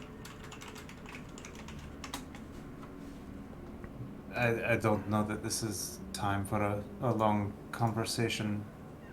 Let us look around and make sure we're safe, and then maybe breathe for a moment. And on that note, we're going to go to break. Yeah, Nice. yeah. Good stuff. Oh man, that was tense there for a little bit. No. All right. Well, in that case, we will be back in just a few minutes. Hang with us. Oh man, y'all.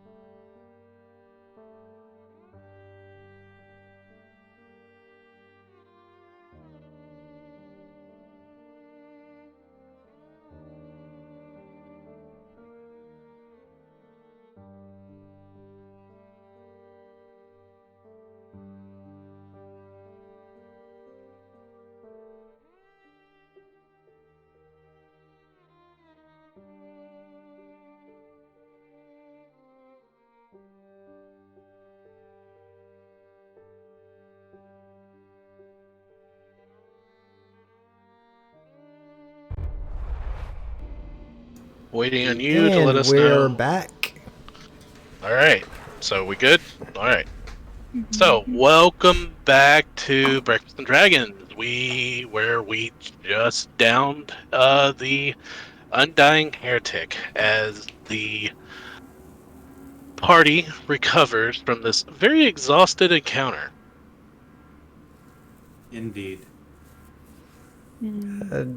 Oliver walks over towards Hearth and just kind of puts his hand on Hearth's shoulder. I'm assuming the thudding has resided from the gauntlets at this point. Slowly, it went away. They rest now. You have done good. Earth nods and just moves over to the tomb and just stands there a while, pondering it and the place. What remains of Lady Asha, Alcadi of the Arcadian Empire, is a decrepit and withered form, blown away, revealing bone.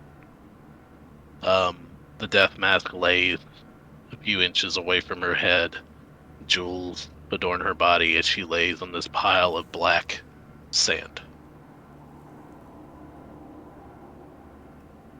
For just the briefest moments,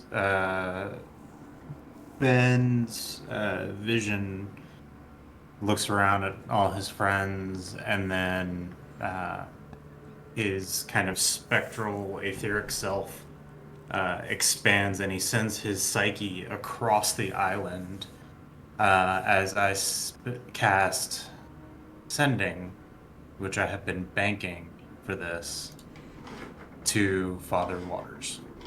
Okay. And I say, we believe the doorway is closed. Things might get a little weird. The people will probably need guidance.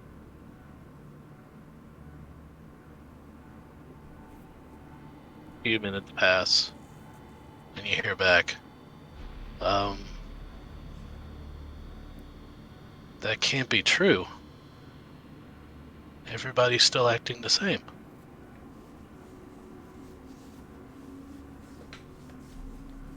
I don't have a means to respond to him. That's fine. I want to walk up to Hearth as you're kind of like standing over the tomb. You knew her.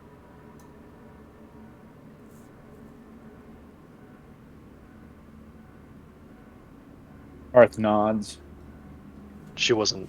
We were sent here to this place to negotiate a peace or surrender something with the Tanweer, those who have altered this place. The airship was sabotaged and attacked by the Tanweer and their sympathizers. I sent her down through a magical teleportation hatch. I remained on the ship as it crashed. So, And now we find her here. thought you saved her. Now you're finding Tanweer. Her. Corrupted her.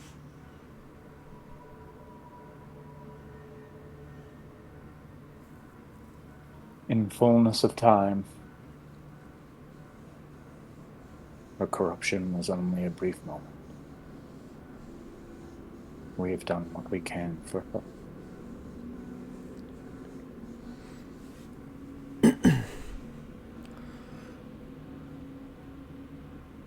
Smart. Sorry you had to see this.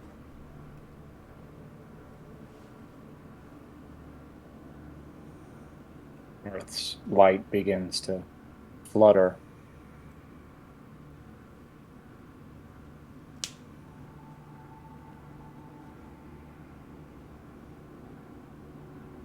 When all of you found me, I did not have any memory of them or why I was here. It was only recently I was able to see the past in this way.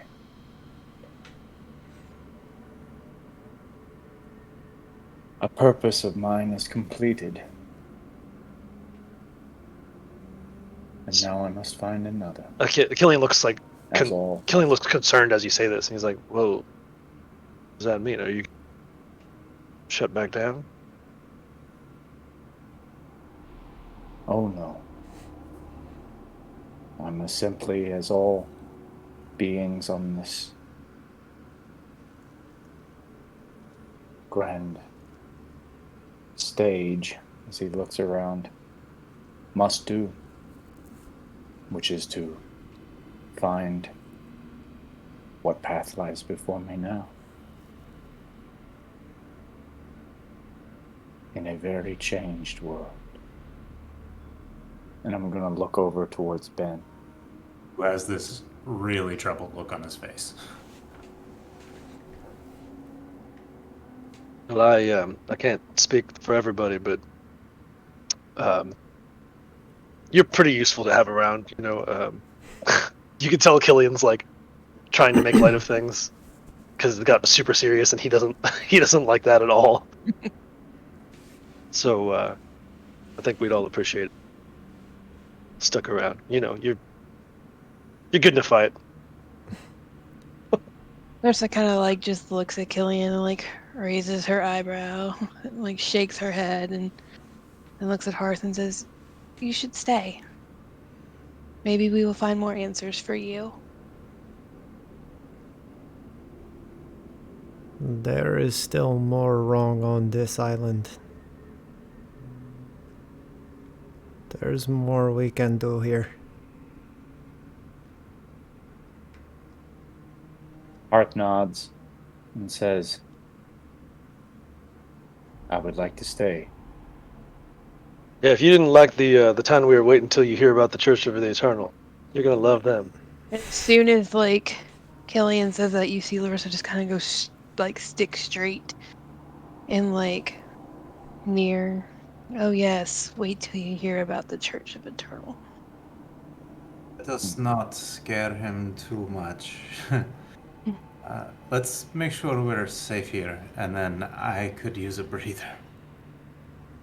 I'm gonna, after everybody says that, I'm gonna take a minute, take a deep breath, and I'm gonna walk around the room and just make sure that we are alone. There are no traps. There's nothing that I can see that might be a danger. Okay, so Larissa, roll me an investigation check. I would like to give Larissa my inspiration point for this, if I can. Sure, why not? Because I've been rolling so great. Okay. You said Alright. wait, wrong one. Wait, can I see what like that actual roll was? No. Okay. No, not really.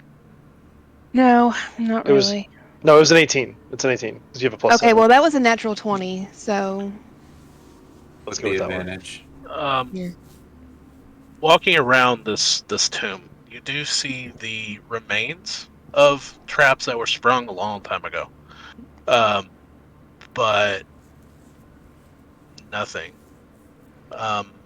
In a left chamber, you do find several ancient stone storage boxes, reverent like storage boxes that you would normally find within a tomb. Closed or open? Closed. Like the ones that we found at the beginning of the. No. These are squared with inlaid gold edges. Not like the jars, the canopic jars.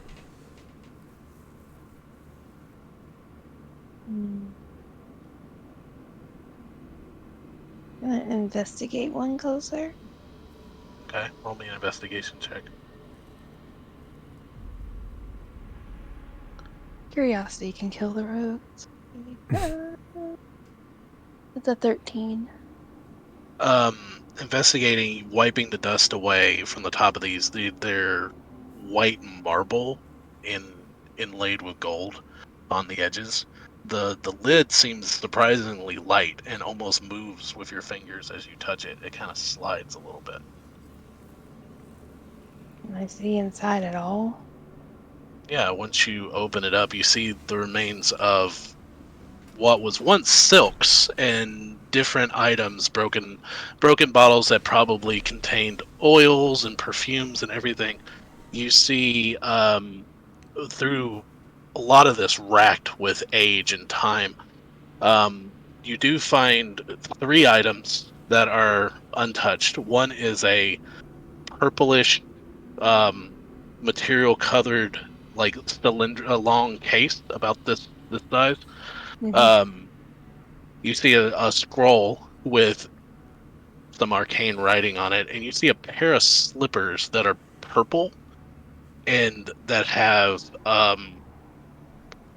intricate lacings and stitching that look like spider webs. Okay. Mm, As she's searching about, is there anything more you feel need happen here? Or do you feel we are done?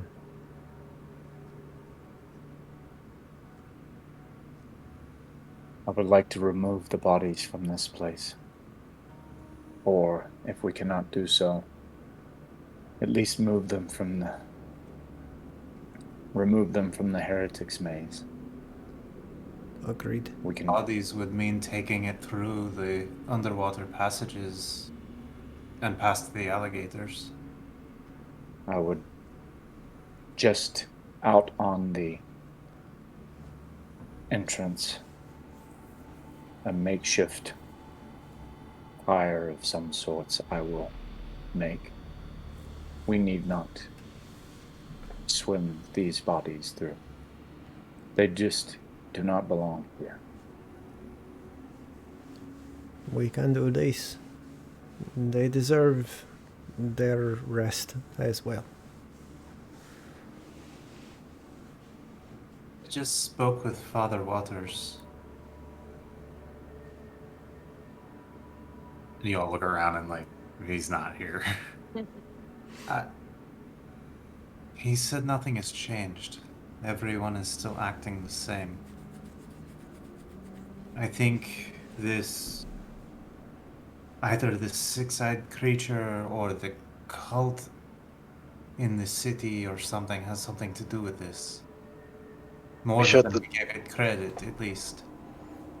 We shut the door, so what you're saying is something slipped through. Or something had already come through. That's what I'm... And we have simply gotten rid of its way home. We all heard the voice before, Yeah. right? Though we know what it meant of another anchor, but it seemed to care what this was, but I don't understand. This tomb has been someone has been here before. The direct line that I can see is the cult. Gabriel's blanking on the name. I've got it in my notes somewhere. In the city. But About thank you.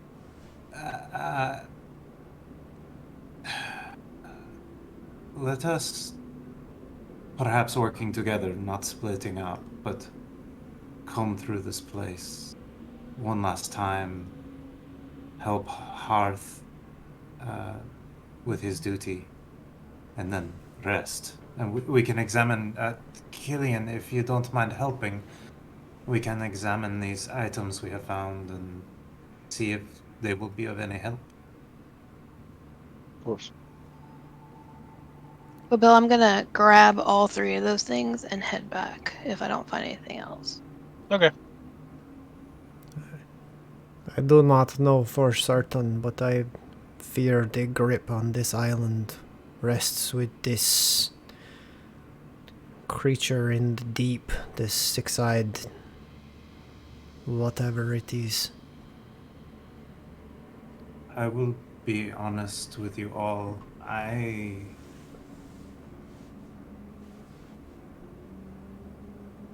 strong part of me wants to leave. And we're stuck here until Yes, well, the boats come back. we are still stuck here for a bit, at least. A week? I'm not saying it is right to leave, but I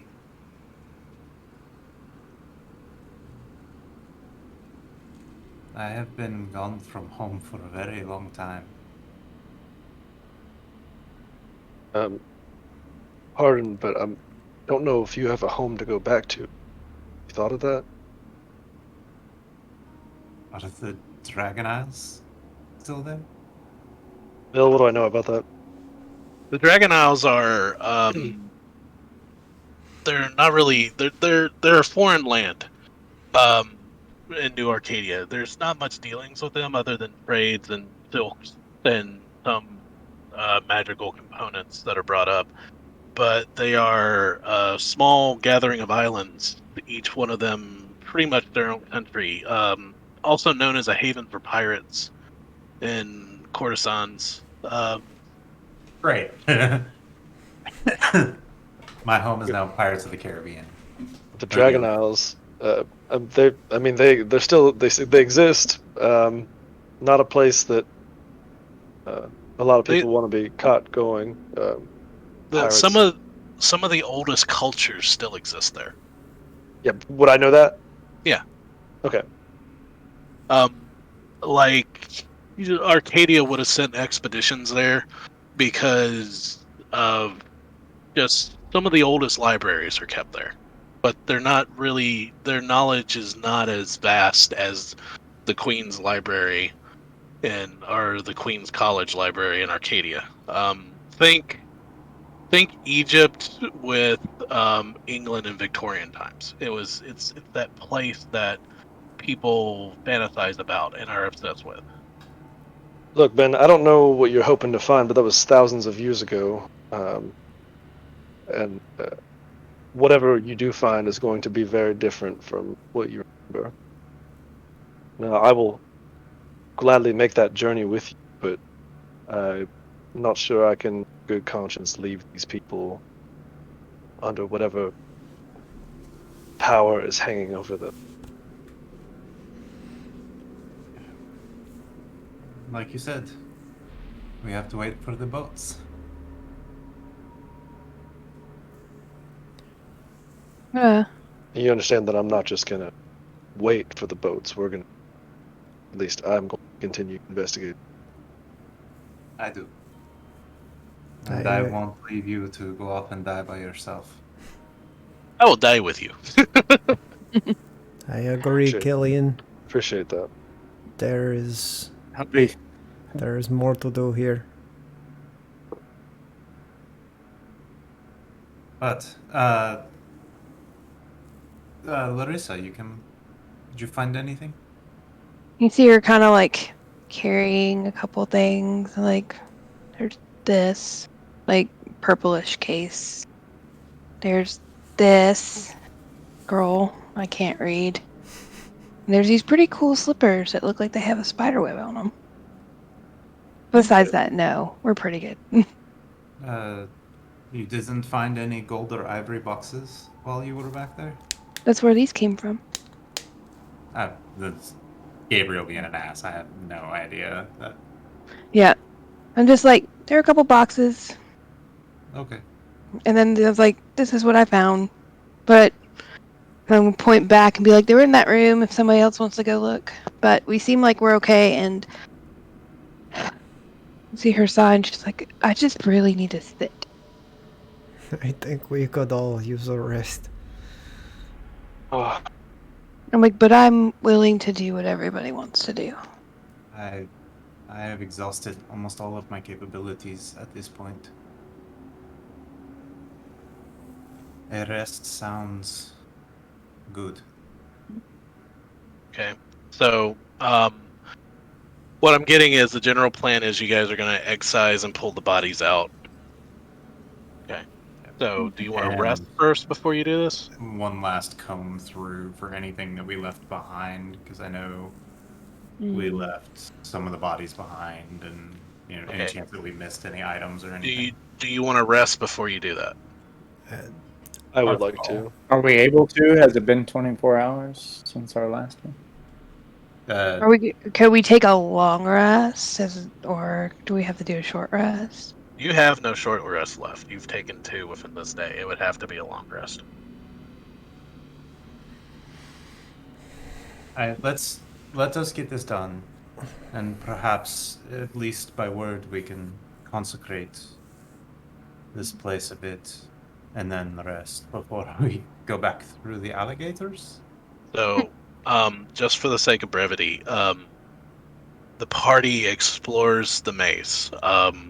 Upon taking your 5th turn within the maze, following the chalk outlines that Oliver, or not Oliver, Hearth left behind. Was it Hearth? Yeah, it was Hearth. Was Earth? You come across your first mummy, one that you did not slay before. This one you find slumped to the side, the black liquid seeping from the stone eyes and open mouth into a pool beneath it. Gathering it up, being careful not to touch the liquid, you eventually come across another that you did not slay in the same condition, laying where it fell. It becomes evident that once the connection was severed, these creatures become inert. Again, leading into the idea that they might have been released on purpose. Yep. Yeah. As you explore further, the opposite side of the maze, going on several hours now, opposite side from the Temple of the Everlight that you found that was desecrated into a Temple of the Eternal Dreamer. You find another temple on the opposite side that was desecrated as well, turned into a shrine to some yellow-cloaked, multi-tentacled creature that looks very familiar to Larissa. The items within the shrine are decrepit books and torn and rusted daggers, implements of torture, and you do find a very strange bottle of wine that is sitting on the altar. Do any of you choose to take it? I think that's a joke. Can I? What year? Yeah, what's the year? I was gonna say, can I examine it? What's the There, vintage? there are no labels on it, and it just appears very strange. Perhaps we take a closer look once we rest. So, I'm gonna when we get to the room with bottle, I'm just gonna keep kind of scan around, like paranoid, scan around, and make sure that I can't see anything around me. Oliver looks at the wine and goes, I think I have had enough for one day. I don't know.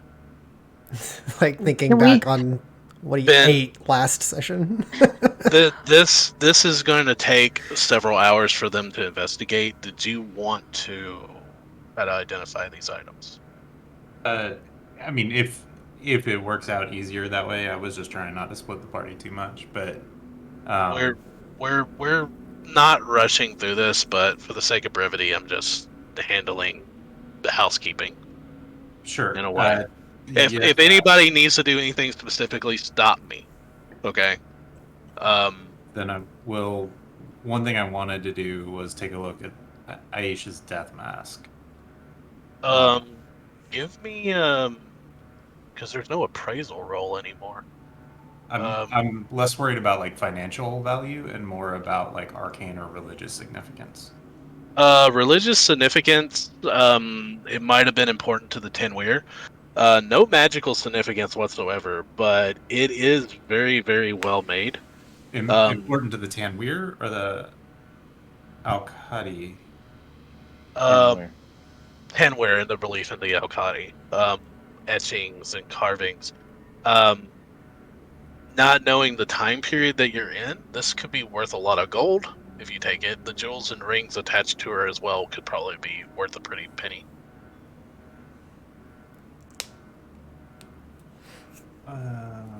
Hearth, what do you want to do with this? Are you referring to the mask? Yes.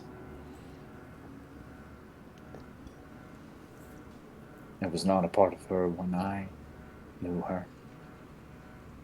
We can do with it as we like. Okay. Perhaps we take it with us as a potential resource. I don't want to be disrespectful. I do not think she would have wanted to take it with her into any sort of afterlife. Very well. So, So I've got listed need to identify javelin, armor, robes, purple cylinder, scroll, slippers, and strange bottle of wine on the altar. That'll take a while, but Just I a can couple also things. identify. So Yeah. okay, so over the course of several hours, I'm picturing like me and Ben like sitting on the floor, kind of like passing the item back and forth and like making notes on it and examining different parts of it. Totally. with Hearth and Larissa and Oliver handling the physical aspect of it, and the Killian and Ben handling the arcane aspect of it. Over the course of several hours, you're able to remove almost 20 mummies. They're very lightweight, along with dead, decrepit, withered bodies to the entranceway. The two of you are able to identify the javelin is, and all this is in D&D Beyond. You should be able to find it. The javelin is called Javelin of the Magi. It is basically a javelin of lightning with returning on it. It's killer. That's sick. That's dope. I would love that. Look good hell. You have the death mask and jewels. By the way, if you don't write this down, you didn't take it. So someone write it down. The slippers, pretty obviously, slippers of spider climb. The purple case, when you open it, Ben, you find a wand that is an ivory wand with runes of palladium carved and poured into it all the way up. It is a wand of the War Mage +2. Let's see. Snap. War made +2. Okay. Damn. You find the scroll that Larissa found is a scroll of level 4 Otaluk's Resilient Sphere. The armor is made, as you look at it, it's an armor worn by the guardians of the Magi. The Magi that were the guardians of the Magisters in Arcadia. This armor is called Mizium. It's Spell it is in. I believe it's Mizzium. Yes, it is a magically alchemically treated armor that protects the wearer. The robe that you find is a robe of scintillating colors that you will also find in D&D Beyond. Pretty sure that's the one that Elias had in our shots. The ones that's the one that can blind people as an action if they're within 30 feet. The wine, identifying it, It's also in D&D Beyond. It's called the Wine of Poth. It is Wine of what? Sorry. Pnoth. Awesome.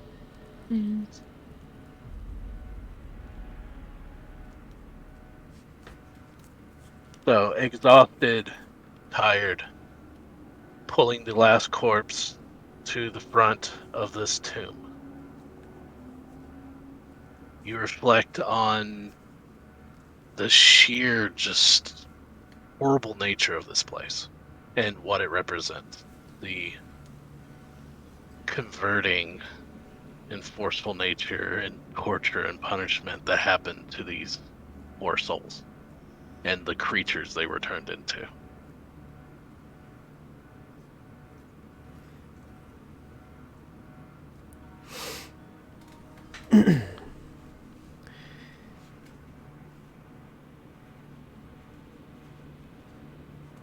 Oliver, having helped carry everything out, would defer to Hearth for whatever process he wants to say or do around laying them to rest.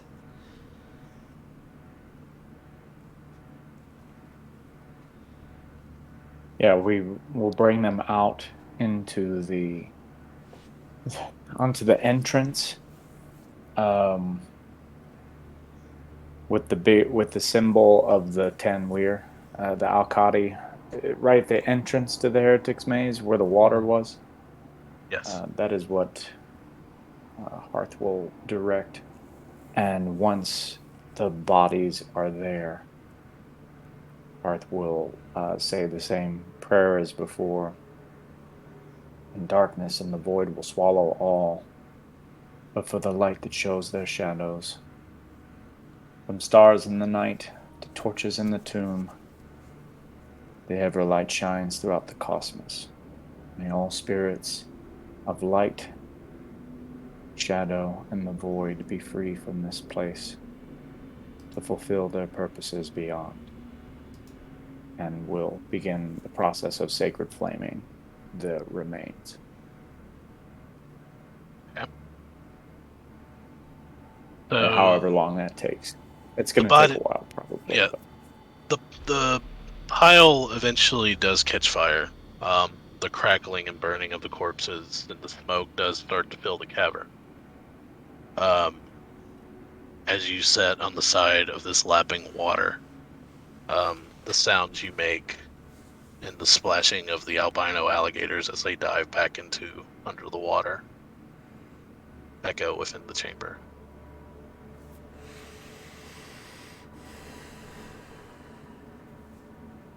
So I will continue with that process until it is mostly finished.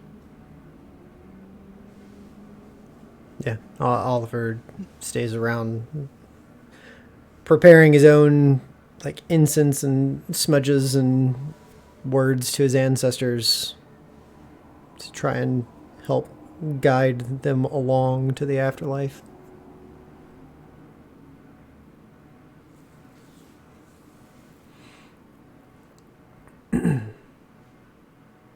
While you're all doing that, Killian, I think,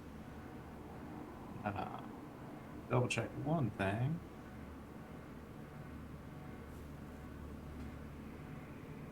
Honestly, I think this may be best suited for you. And I point to the Wand of the War Mage.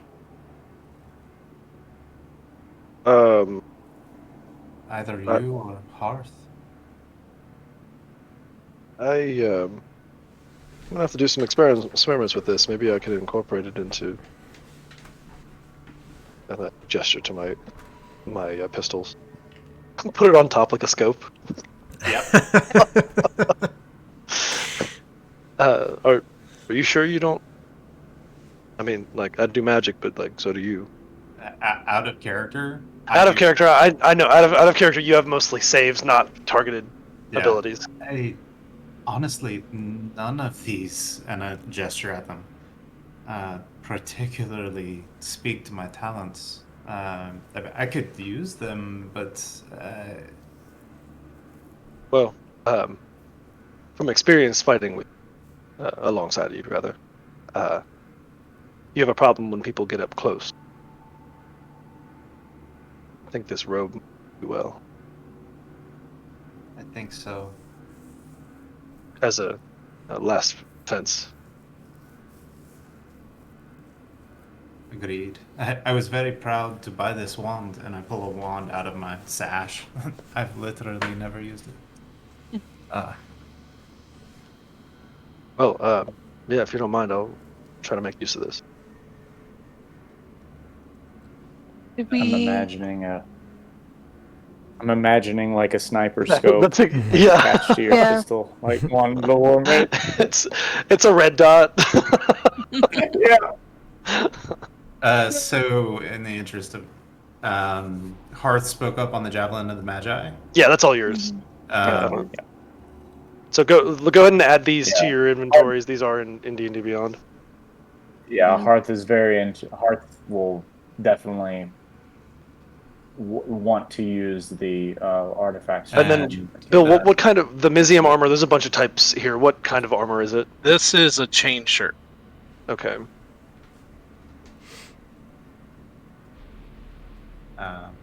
I can't wear it, so Alright. I can. Is Yeah, a chain there's- shirt? Is that light? Is it? Medium, I believe. It's No. medium. Okay, I can't wear it Yeah. either. Mm-mm. I mean, worst case scenario, we go visit Piccolo, and Yeah. Okay. So I'm gonna, if nobody's done it, I'm just gonna add this to my inventory so we have it. Or who has the bag of holding? Do we have a bag of holding? I have the bag of holding. Okay. Larissa, do you? I've kind of become the schlepper here lately. Do you want me to hold on to that, or no Jeez. pressure? Kind of like sit down and start looking through it, and I'm like, there's some things in here that I would prefer to keep with me, but no worries at all. let me when we rest, I will pull those out and you can have the rest. Okay. So do you want to add that to your inventory then? Gabe. Yeah, if you don't mind sending me a list of what's in there. Oh, I was Okay. talking about the Mizium, but yeah. Yeah. The Mizium armor's already in my Okay. Great. Yeah. in my extra dimensional carry-on. Okay. So the things we don't have claimed, right? We have the slippers of spider climb, the level 4 resilient sphere scroll. Gabe, you're taking the robe, right? Yeah. Mhm. And we have honestly, the the wine. scroll Ben will want to transcribe. The scroll's all yours too. I can't. It's not a ritual, so I can't learn it. So I'll take the scroll.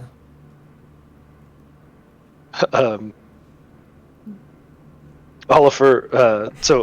I like walk up to Oliver with the wine, and I'm like, "This seems to be your speed." I do not know what this does, but I think I have drank enough from this place. Yes? That's a fair point.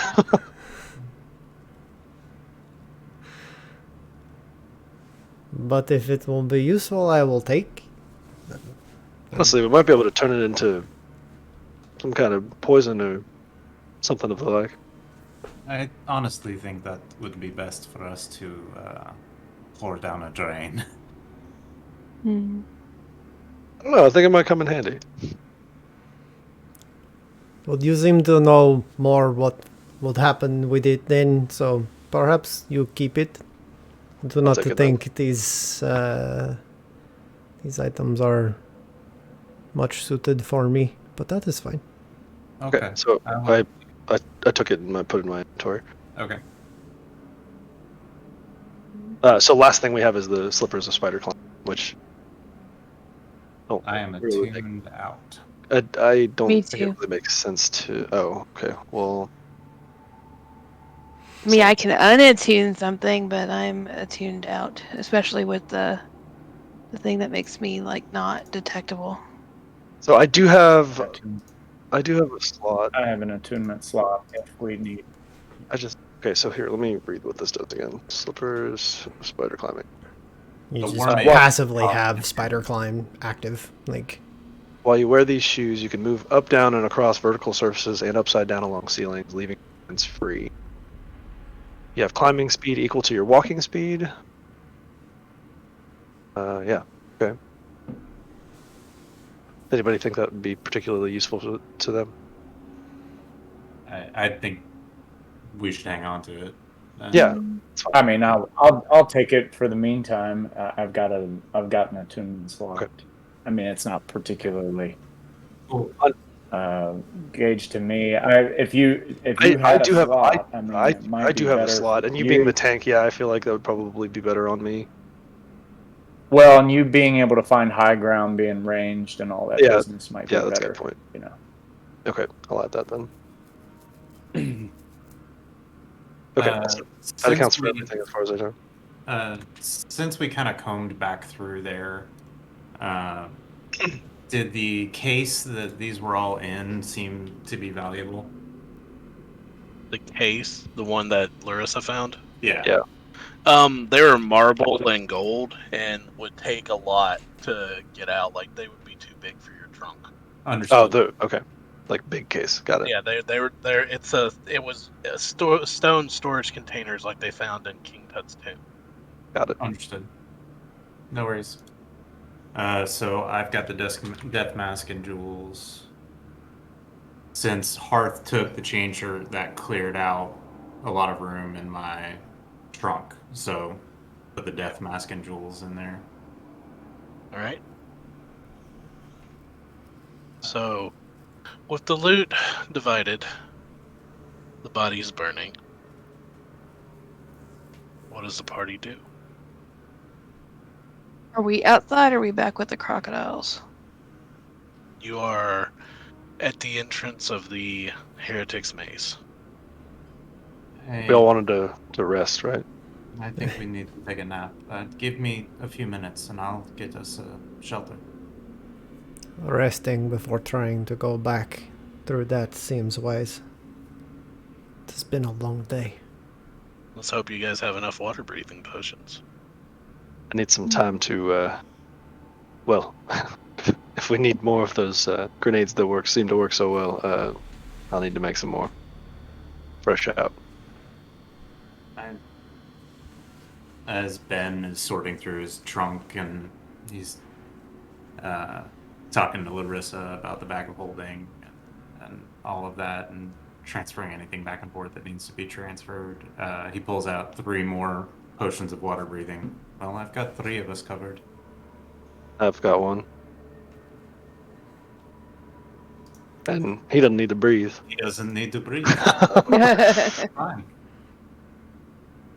Let me get a shelter, and then Ben will start tracing out outlines on the stone. Creating your tiny hut Yep. in this place. You all bed down, taking your watches. Your dreams are troubled. You I mean, standard. dream of this island and the shadows as you normally do. As the tentacles reaching down from the sky seem to lash around as if you're drawn back, lash around Kingsport, lash around the mountain, and stretch further than you can see to the northeastern side of the island, touching there, as it seems to envelop and hold. But in your dreams, you do see that the southwestern side of the island seems a little brighter. Yeah, us. I'll take it. Hey. As you all are able now to click that long rest button. Thank Yeah. the Yay. gods. Smash that. Oof. So, awaking, heading back down, seeing the ashes of the bodies that have been laid to rest and consecrated, heading back down into the water with the albino crocodiles. I need a group survival check. I will allow a number of people to roll with advantage, depending upon how many of those grenades Killian wants to use. Okay. Spend a use of my ring to roll with advantage. Okay. Okay. I'll burn 2 Okay. of my So, grenades. who are you going to? Who wants to roll with advantage? Who needs to? Yeah. So You so two. Ben is already rolling with advantage. I'm gonna take 1 for myself because my survival is not particularly good. I Survival's imagine. okay. My survival's a +4. So Oliver's is pretty decent. Not. That's one of his stronger skills. So. So I'll give my other grenade to Larissa then. okay. So Larissa, Ben, and Killian are rolling with advantage. So let's do a party group check, survival. Oof, solid. I'm glad that was at advantage. Let's see. Oh yay, okay. Highest was dirty 20. Nice. I rolled a 22. 20, 22, Dirty 20. Oliver had a 17. 17. Much better the first time, y'all. I know. Hearth, That is a 11. okay. Dilting down into this water, downing your water breathing potions. Be sure to mark those off. Yes. Dilting down into the soot and the flooded nature of this catacombs. You encounter the eerie sight of the swimming albino crocodiles, having only one close call, with one of them getting eerily close to Hearth, even bumping into him, but shaking his head and thinking he is a wall. This doesn't smell like meat. Making the trip back through, you find the flooded steps with the scarred and burnt and cracked stones of the glyphs of warding that were set off upon your first entrance in, until you eventually breach the surface of the water into the entry chamber, where you solved the puzzle and fought the reanimated guards. The sound of falling rain and thunder can be heard outside as a storm has seemed to grow in your absence.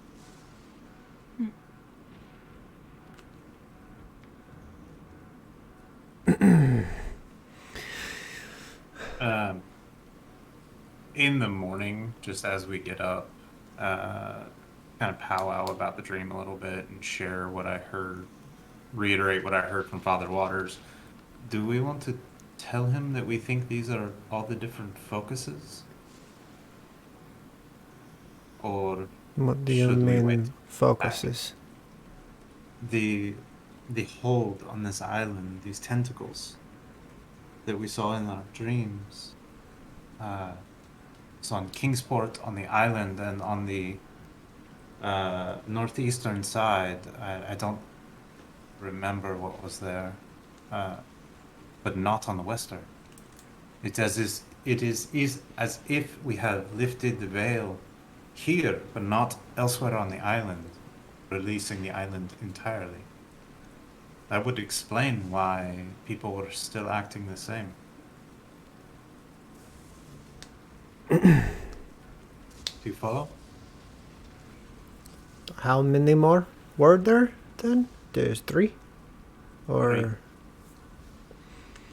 So you think we need to go to these others and do what? To kill another ancient evil mummy? If that is what it takes. You said you wanted to help. Just trying to Right. figure out what that entails.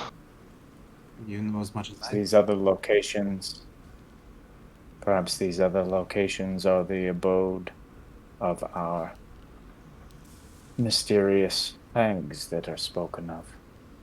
The shadow over Kingsport, the shadow over Providence, this creature that we are seeing, or entity, or essence. We know that there is a cult, the Church of the Devout, or whatever, in the city, in Kingsport. We know that there is a monastery in the mountain. And Gabriel doesn't remember what was in the northeast side of the island, but I do remember we were told at some point what it was. The northeast, that's up where the not the cult, but there's that is where the monastery is, isn't it? Like that toward that direction, like Monastery, the Dust Eaters are in the mountains. I don't see the map in the handouts anymore, so Yeah, I don't know what happened there. that's all right. The northeastern, if you remember, people speak of a native. The natives of the island have a settlement. Okay.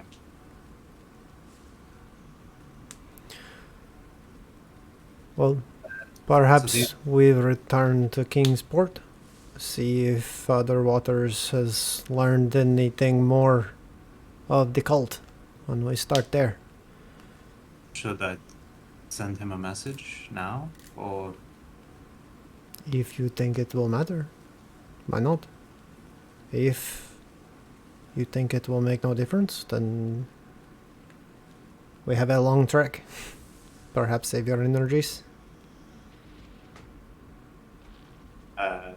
Ben's eyes kind of pale over, and his etheric self projects out, and he connects mentally with Father Waters via the sending spell again. We are returning. We are returning, having visions of other focuses of this. Oh, sigh. Pardon. Sorry, I'm just beating the gut. I'm good. Of this, and I'm counting when he says as a word. Curse? Haze? We will figure out a plan when that's it. About a minute passes, and you hear, I don't know what you did, but people are acting strange. Hurry.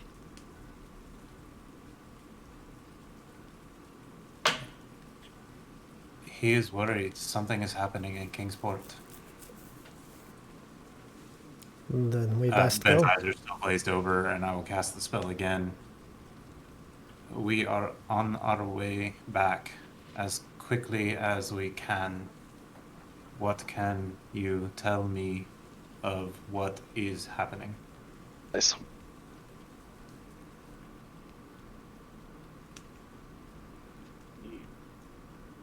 People are...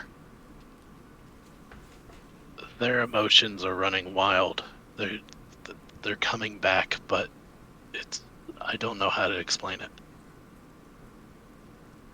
So what? Who's coming back? People's emotions are coming back Oh, after okay. having not had them.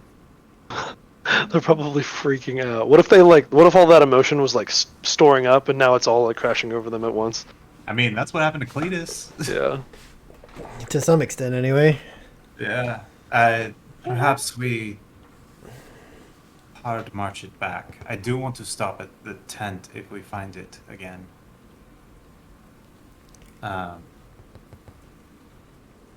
If Waiting for better weather then. Let us go. Let's go. No, I don't think we have time. Okay. Stepping out into the ruins of Broken Gate, the weather, the salty rain pouring down on top of you. The visibility is really hard. Larissa, give me a perception check.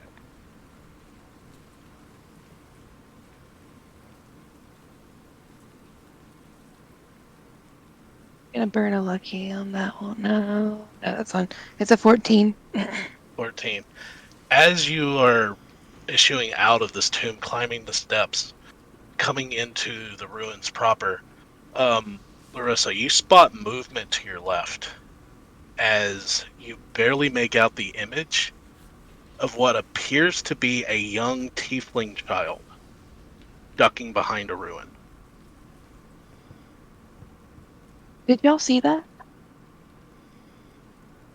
See what? Looks. And I'm gonna like move very slowly up and just say, "Are you hurt?" It was a distance away. Okay, I'm gonna. I, Lillian I draws his have pistol. I have to see if it's hurt, and so she walks up. What are you talking about? There's I'm a gonna instinctively follow with you.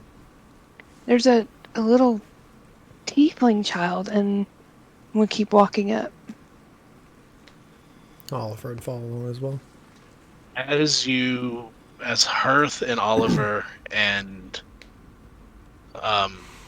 Larissa move up, Ben, you feel a sharp pain through your finger as the ring of Iban burns a charge on itself. And within a moment, you are lost in the vision of you are in the place of something else.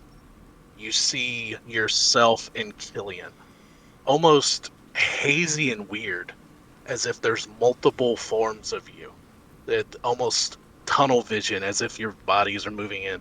As your vision changes from looking at you, you look at the group of people that are moving away. You see Oliver, you see Hearth, you see Larissa walking away, and all of a sudden you preternaturally your vision moves to the other side of the ruins as it moves closer to that group of people, and then you snap into your own vision.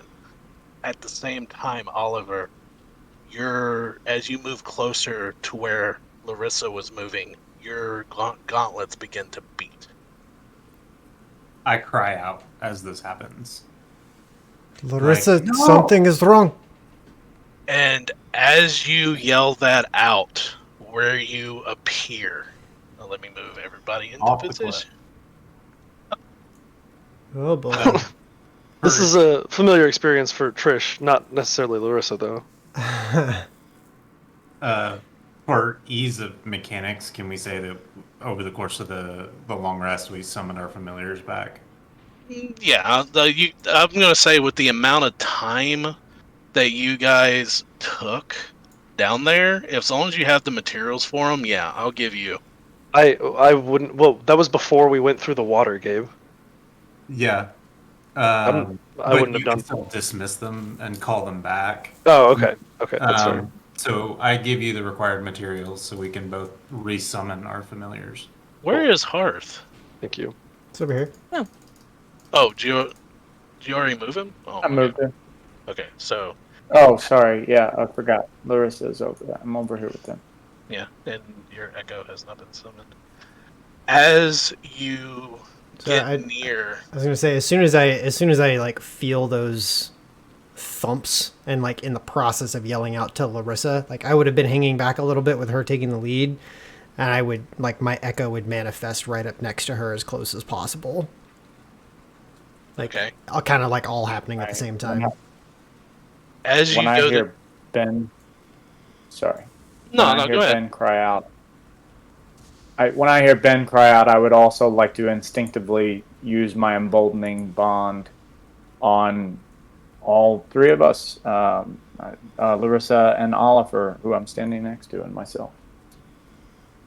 As you That's all. near this area, as you're investigating this figure that Larissa saw coming out of this alcove.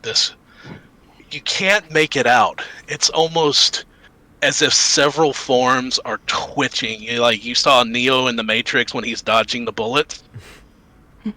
This form is just moving, and you can't really determine what it looks like, as this massive creature comes out from this ruins, and it's just this weird yanking and moving in position as it moves straight towards Larissa. On Nope. Slurper. Don't like that. Oh, shit.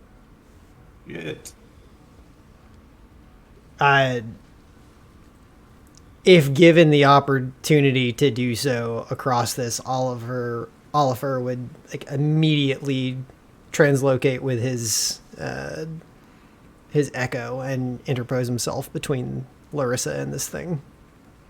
Okay. But I don't know how quickly everything is happening here. So what we're going to do is we're getting into initiative order. All right. Oof. Ooh. Nice. I just blew a nat 20 on initiative. Oliver's was not so good. Only an 11 for me. Yeah, y'all don't have any bonuses for me today.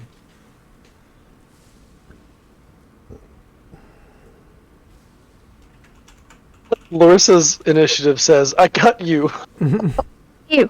It does. That's hilarious. Oh, wait, we did take a long rest, right? We did. Yeah. Yes, we we did. did. Yeah. Jeez, I was like, I thought I did something. Okay, sweet. All right, so let's do this real quick. Ben, what's yours? 24. Killian? 24.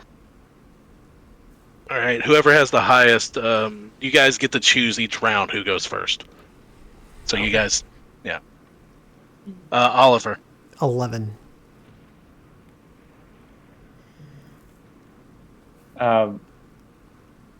Hearth.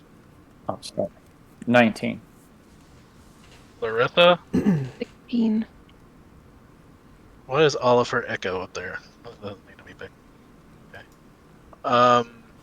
Oliver, what was yours again? Sorry. 11. 11. All right. So I misspoke. I do not have an attunement slot. So, Bill, what I'm going to do is I'm going to, if you're okay with this, during that long rest, I'm going to unattune from the Wellspring Pepper Box. Okay. And then I'm attuning to the Slippers of Spider Climbing and the Wand of the War Mage. Okay.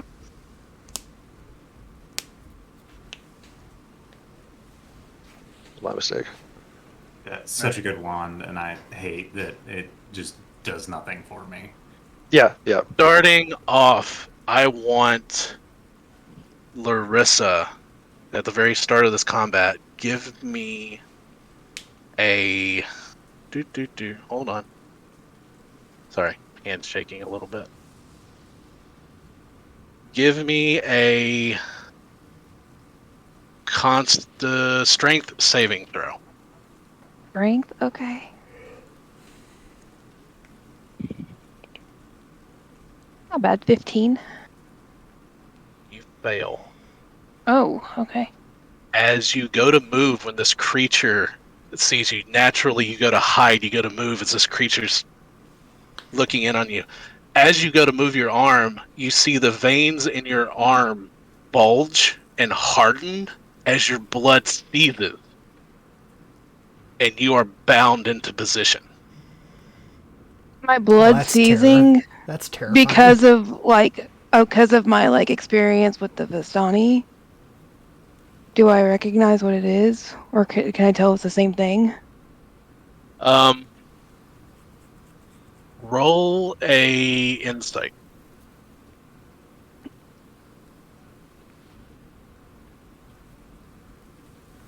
The 23. 23. It looks similar to an ability you've seen someone use before. Can I tell who? You've seen Beckett use it. I'm going to. Can I say like anything without being out of initiative order when it happens? You have, I believe you can say 6 words for free. Your speed is reduced to 0, and you can't use reactions until the end of your next turn. Okay, so I'm going to say.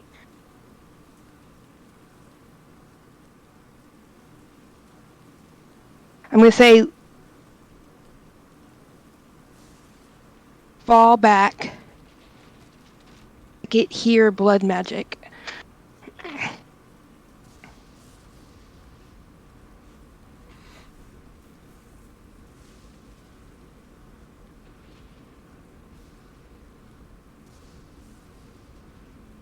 So, Fall back. What again? I'm sorry. Blood magic. Yeah, fall back. Beckett here, blood magic.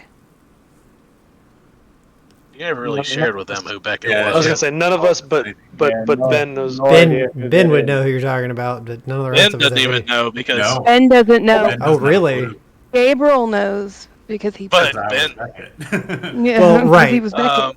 I Killian, just it is- assumed in your all's time across things, you all would have. Ben has latched on to Larissa as like the human he's the being he's interacted with the longest, but Larissa has not shared anything about her past Right on. with I imagine Ben would go first here, so get away, sir. with the vision coalescing and like the burning in my ring as I like stagger and shout out the premonition given to me, just twist my hand and drive it into the earth as spectral green chains lash out and dive into the earth from my arm and coming up around this shambler creature because that's the only thing I see. I will close to within 60 feet because I'm just a few feet away. And attempt to. nobody asked, but I'll get a grid. I was about to, so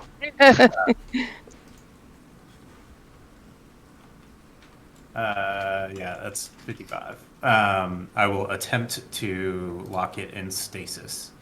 So I need a Constitution saving throw from it, which is probably pretty good at. That is a 19 on the die plus 4. So, Fails. No. 23. No bonus action. That's it for my turn. Okay. Oof. all right. As my bonus action, I step forward, my medallion flashes, and I disappear, and then I appear 30 feet ahead. Misty stepping for a bonus action. 5. 30. As I reappear, I'm in like a dead-on sprint, so I'm gonna go another 30 feet. 15.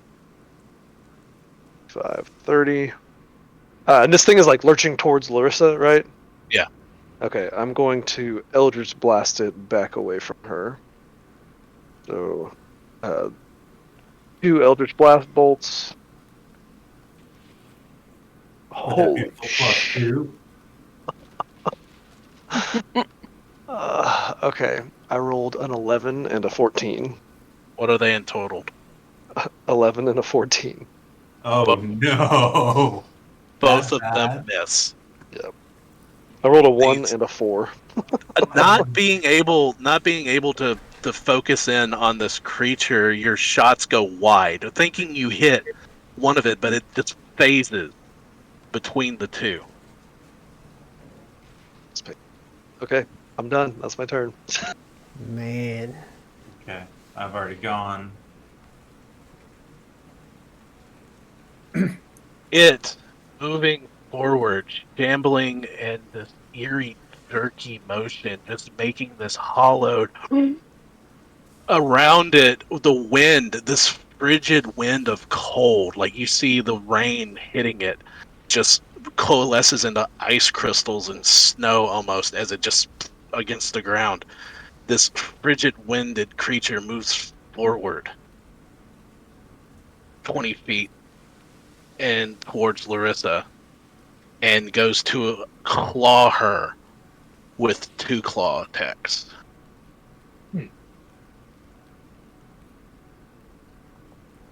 All right. One's a natural 20. The first one on those, like as soon as she's gonna take damage, I'll use my reaction to enact the bond and Set. take the damage for her, Okay. shunting And myself. the other one is an 18. As that's happening, as that like critical strike is coming in, I will also continue manipulating the timeline like I do, and force a reroll. As like the tentacles are coming in, Larissa, and you see that, and then your vision shifts, and you almost like watch it go backwards as you go backwards and switch places with Oliver, Like- and then it goes again.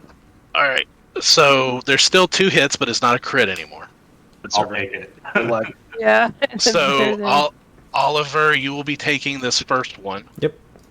You will take And I will take the second, actually, when it comes. you take 10 points.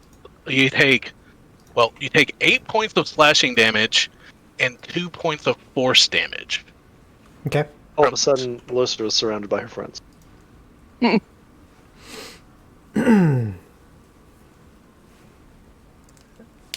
Just like appearing in front of her, like arms up to block, and just taking the brunt of the Okay. bash. So I'm trying to understand how this bond works. Do you actually transpose yourself and take the hit, or do you just take the damage? you move within take 5 feet, the- right? Okay, so here it is. When a creature affected by your emboldening bond feature is about to take damage, a second bonded creature within 30 feet can use its reaction to teleport to an unoccupied space within 5 feet, and then the second creature takes all the damage instead. It does not say the hit specifically.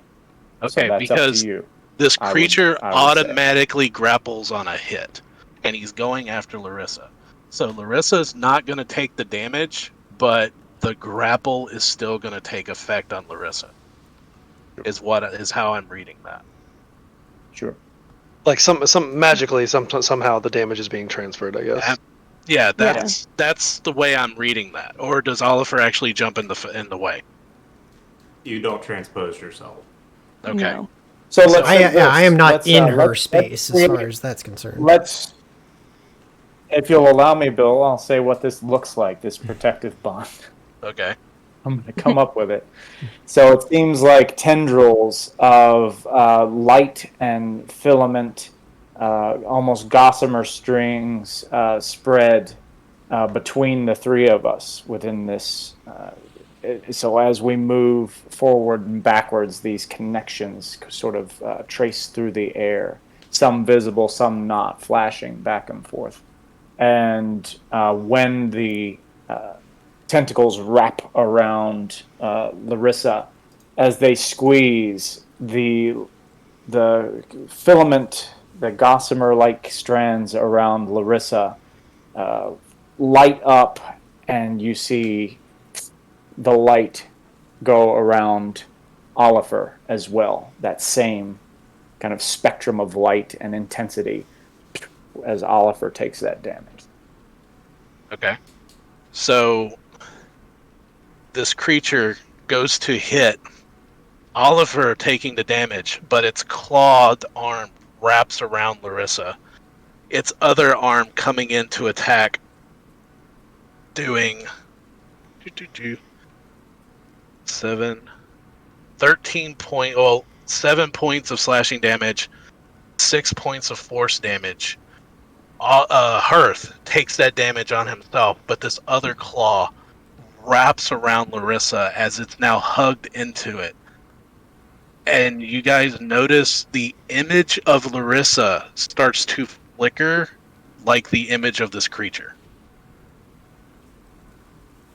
That's awful. As she is restrained. Now, Larissa, you are restrained, and you are also blinded and deafened. Good. Okay. Can you say again what that damage was, Bill? I think There's it was 13 13 total. There's for- 13 in total, but it was 7 slashing, if in 6 fine. force. I just needed to know how much my HP went down. That's all. Thank you. Okay. So. Okay. Alright. Is that the end of that thing's turn then? Yeah. Or is it doing It more? is. So That is the it. Sorry, Discord was giving me some alert like please review our app, and I'm like I'm in the middle of something. Hearth, it is your turn. Okay. Well,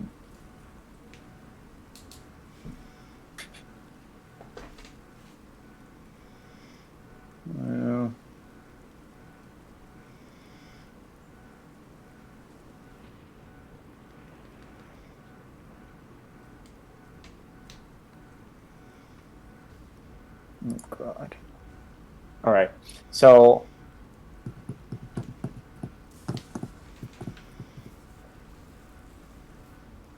I'm going to cast Spirit Guardian. So, Hearth utters a very quick prayer as the heat within fires out and begins to manifest as searing motes of light spirits moving through the area, trying to wrap up this creature and sear its flesh. That is the action, and that's what I will do. I'm going to stay Okay. right here.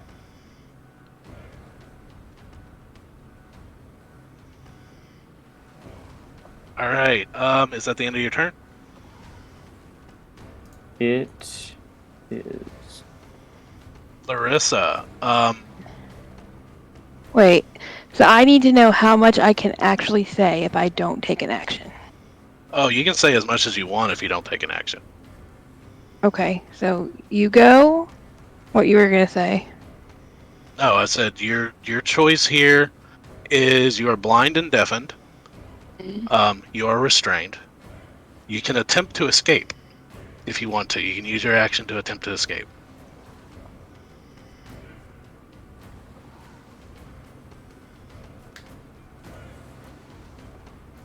Say. You might as well come out, Beckett. I know you're here somewhere, and then I'm gonna look to Ben and I'm gonna say, read the book in the bag of holding. And I'm just gonna wait.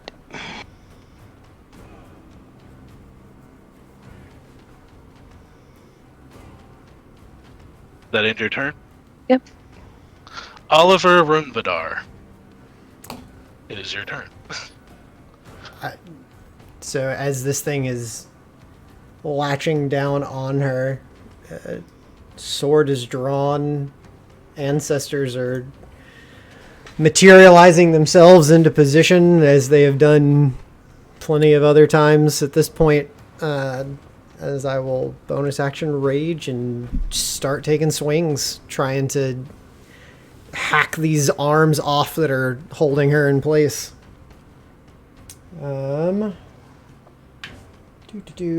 Dice. Where did you go? Fine. Making all of them reckless. There's a nat 20 on the first one. Okay. 23 on the second, and I will unleash Incarnation to make a third from my Echo's position. 24 on that one. Okay, you hit. So the first one, that's 9, 17, plus 12, 20. I'm just going to write all this down. Hold on. 29 on the first one.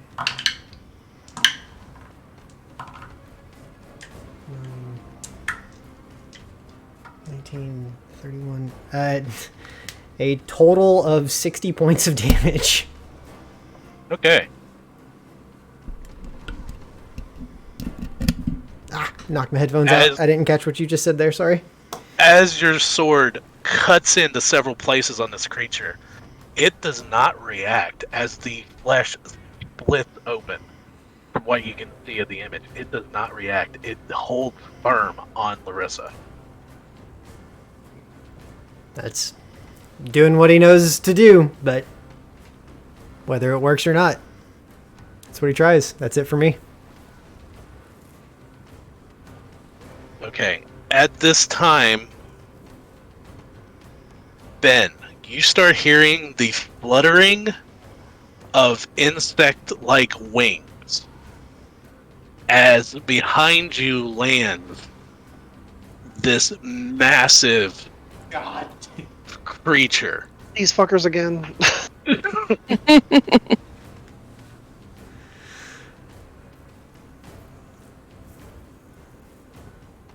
And it takes... Jeez. It takes 2 attacks on you. That's awful.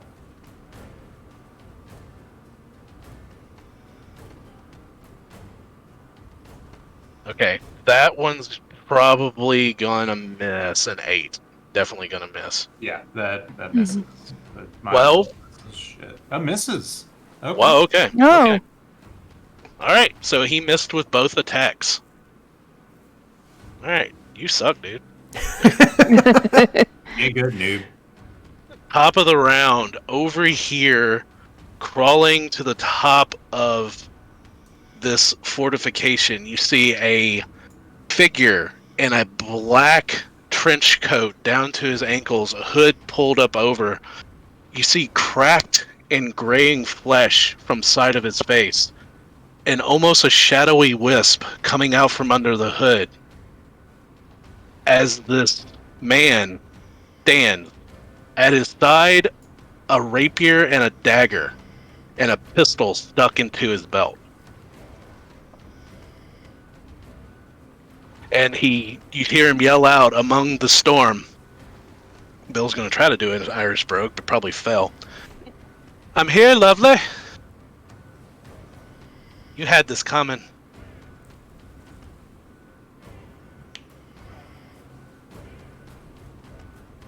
I thought we fed you to the hag. I've become something stranger. You So- see, and if you're looking at her, like, see the first time where she like willingly dropped like the protection of her hat. So, next up, Killian. Ben, how is Ben reacting? Ben is getting harried by Yankee right now. No, I know. That's what I'm asking. How did There's no reason for me to be looking back there unless you're making noise or it's making noise. So that's what I'm trying to figure out. How are you reacting? You heard it slam on the ground, and you heard Okay. the fluttering of wings Okay. as this giant creature is barreling down on Ben. And you see Tannen like bolting for a place to hide. So Killian like looks at this creature wrapping around Larissa, and then he sees this random fuck on the ruins here, and then he hears Ben like. So and I'm like, oh hell, and I'll turn back around and run back towards Ben. 10, 15, 20, 5, 30, and I'm going to try to Eldritch Blast this thing away from Ben. Okay. So 2 Eldritch Blast. Holy shit, okay, that's marginally better than last time. First one's a 16, second one's an 18. 16 barely hits, 18 hits. Okay, cool. So that's it's a D10 for each blast. So 8 damage total, and it's getting blasted back 10 feet for both. So 20 feet. Yeah, so blasted directly back away from Ben. Okay. So and how much damage did you do to it 8. in total? Yeah. It was a D10 per, and I rolled a 5 and a 3. Ouch. Rough, man. That's what it is. Mostly, I just wanted to get him away from you. So.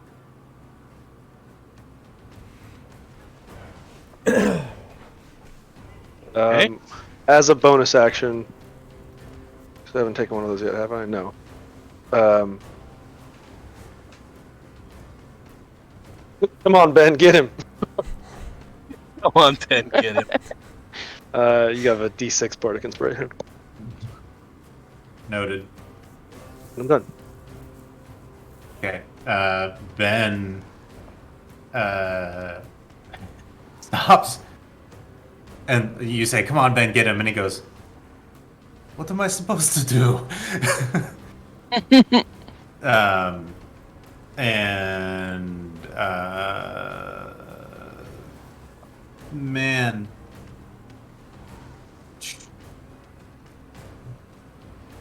Y'all, we left the one person with no offensive spells by himself. yeah, That's why I ran back. It's yeah, that's fine. like I very easily could have broken the grapple on you with one of my Eldritch Blasts, but I couldn't leave Ben alone and you have 3 people around He's you. got So plenty at his disposal that are not straight offensive spells. And he's got a few of Yeah. those too, just not very many. Yeah. I mean, I built him this way on purpose. I don't want to blind you, so I'm not going to use my new robes. Yeah, why not? The blasts of your Eldritch Blast, like there's a little bit of like a shockwave that went out, and the pebbles that are sliding to the side scoot back up and catapult in behind your Eldritch Blast as I cast Catapult at 4th level.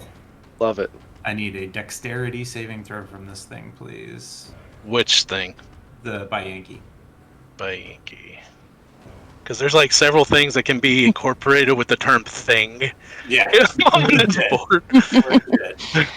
We're gonna include Beckett in that. Okay, so that's an 18. That's 14 plus 4. The pebbles strike off its hide uselessly. I just lost a dice. Oh no. I hate And that was the that- important dice. I hate that spell is not saved for half. Same. At least at higher levels, it needs to be. I mean, if you want to take it that way, I won't No, complain. But rules is written. email Jeremy Crawford. Copy me on the email. 15. Yeah, that's my. The ring around his finger will flash, and spirals of green runes will run up his hand as his arm as he uses another charge off the ring of Ivan. And that's my turn. All right. Coming Said back. hit him. At the beginning of this round, Hearth, let's see, wisdom check on this creature.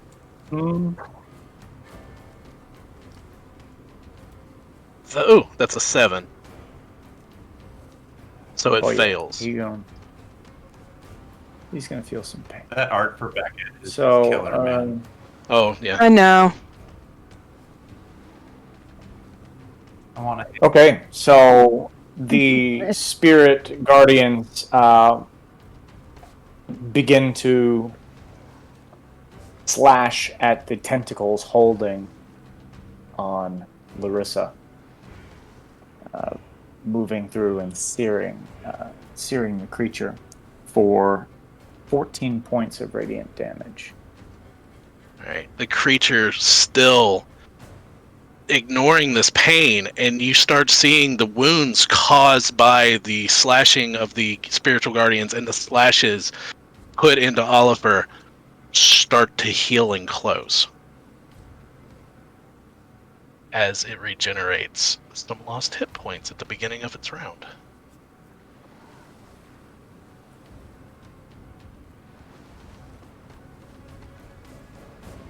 So, oh, it does. Okay, I gotta remember that for next time.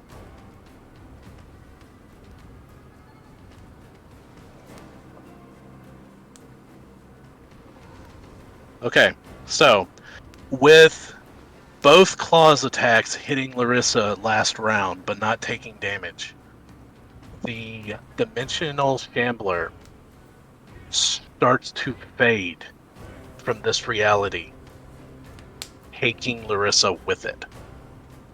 Can I say anything? Can I say anything before I shift out, or am I just shifted out? You're gonna give me a DC charisma saving throw, or you're gonna be taken with it. Nope. I'm using a lucky on that one. Nope. That's a dirty 20. Dirty 20. You are holding on for one more round at least. We will copy this. We will copy this again next round. So.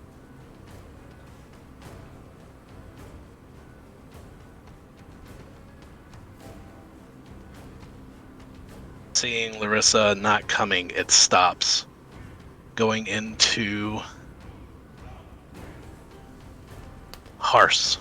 What does that look like to us? Are they like flickering or? Yeah, they're flickering, but the flickering starting to fade, and then you see her resist, and it comes back as it's still. Its whole image is strange. It's like trying to attack a blur, with Larissa blurring with it, but it's trying to fade in and out of existence.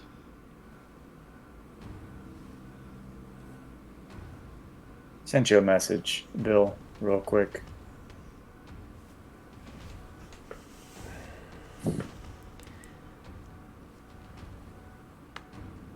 Oh, man.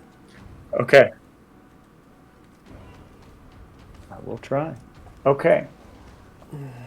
As I see this begin to happen, as a latch-ditch effort, I will speak a prayer out loud. May the light send you back to the shadows. And I am going to open my hands wide. And energy begins to warp around this creature as I cast Banishment. Mm-hmm. Oh no. If it would make a charisma saving throw of 16. Charisma saving throw. Charisma saving throw. But it's holding me, right? Yeah. But when it banishes, do I banish? We gonna find out. We have no way of knowing that. He's Okay. just targeting the creature, so it could just blip out. I rolled a 19 on the die plus 4. Okay. So it is a 23. Okay. Then the I wish I had a energies camera on my around dice it right now. are able to be pushed out. And It the spell seems does like not this thing has go on. a resistance to magical effects. I see. Well, good. That was my attempt. And, yeah, that's what I'm going to do. Okay. Turn is over.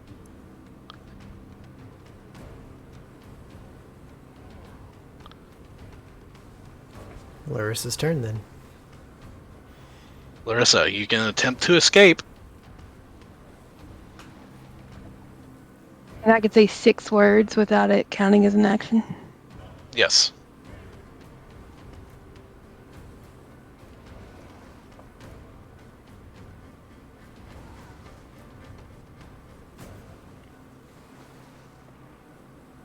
I'm going to kind of sneer at Beckett and be like, the Church Eternal likes magic now, and then I'm going to try to break free. Okay. Right? Give me a strength check.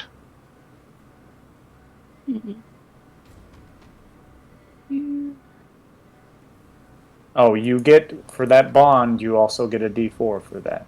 Okay. If you wish Yeah. to use it. Yeah, my D&D Beyond is not working quite right now. I'm using a lucky on that. Might as well pop a second one. And then I get a D4. Mm-hmm. So that's a dirty 20, Bill. Okay.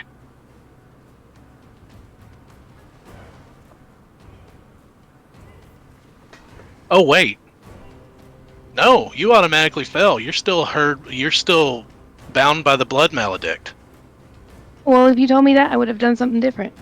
Okay, well, let's go. I forgot about that. You're bound by that for a minute. Oh. It's a minute. What is that again? It's a blood hunter ability, and if they amplify it, which he did, they're bound for a minute. So Gotcha. she's bound by the blood maledict and by this creature. So technically, it would be 2 strength saves to escape. I have to beat the blood magic, and then I have to beat the creature. Okay, so I mean, you can still do the same thing you were doing, just fighting against the blood maledict instead of the creature. So basically, with your save, you'll what you said, a dirty 20. Yeah. You're able to break the blood maledict, but with your action, you're not able to break the hold of the creature. So you're moving again, but still held Held. by the creature. But still held. Okay. Yeah.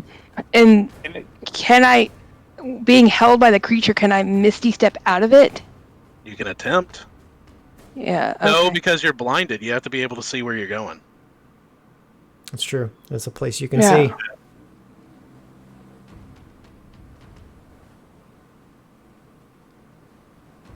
And I can't attack it because I'm blinded, right? Oh, you can. It You would can just attack be it. Yeah. disadvantage. hmm It would be disadvantage regardless because she's being grappled. Yeah. No, grapple doesn't give you disadvantage, I don't think. Restrained, I think restrained if you're does. Brain does. Oh, okay.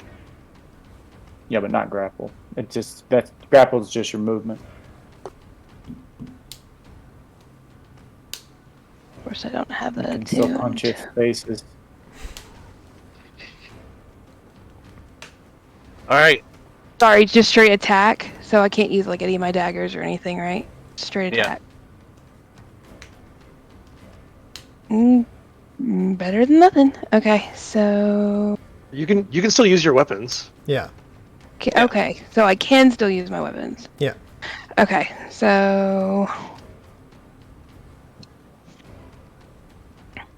here's one. So a 20 and a 22. Both Nice. hit. So which one hit? Like it doesn't matter, right? So Yeah, both of them hit. Well, okay. Well, she's So- still rolling a disadvantage, though, right? So that was just yeah, one I did. I attack. rolled a 20 and a 22. Okay, so Yeah. this is one attack, Bill. Oh, Yeah. okay. Yeah. That's what I'm saying. Both of them would hit. Yeah. Okay. No, okay. So I do 11 damage, but can I try to like shake free? Is that with your sneak attack? I don't get a sneak attack. I'm Why? threatening the space. You have sneak attack. Oh, okay. No, she doesn't. She's rolling a disadvantage. Yeah, and then Oh, I'm no, blind. You're right. You're right. Yeah. Sorry. No. Housekeeping. What? Let the DM manage the game. Yeah. Yeah. So, sneak attack or no sneak attack? You Bill. do not get a sneak attack. Okay, can I try to get out? Technically, this is still your turn. Technically, you wouldn't have even been able to do that attack because you used your action to break the blood maledict. Okay, so then no. Yeah. So, No. okay. Okay. Then I'm done.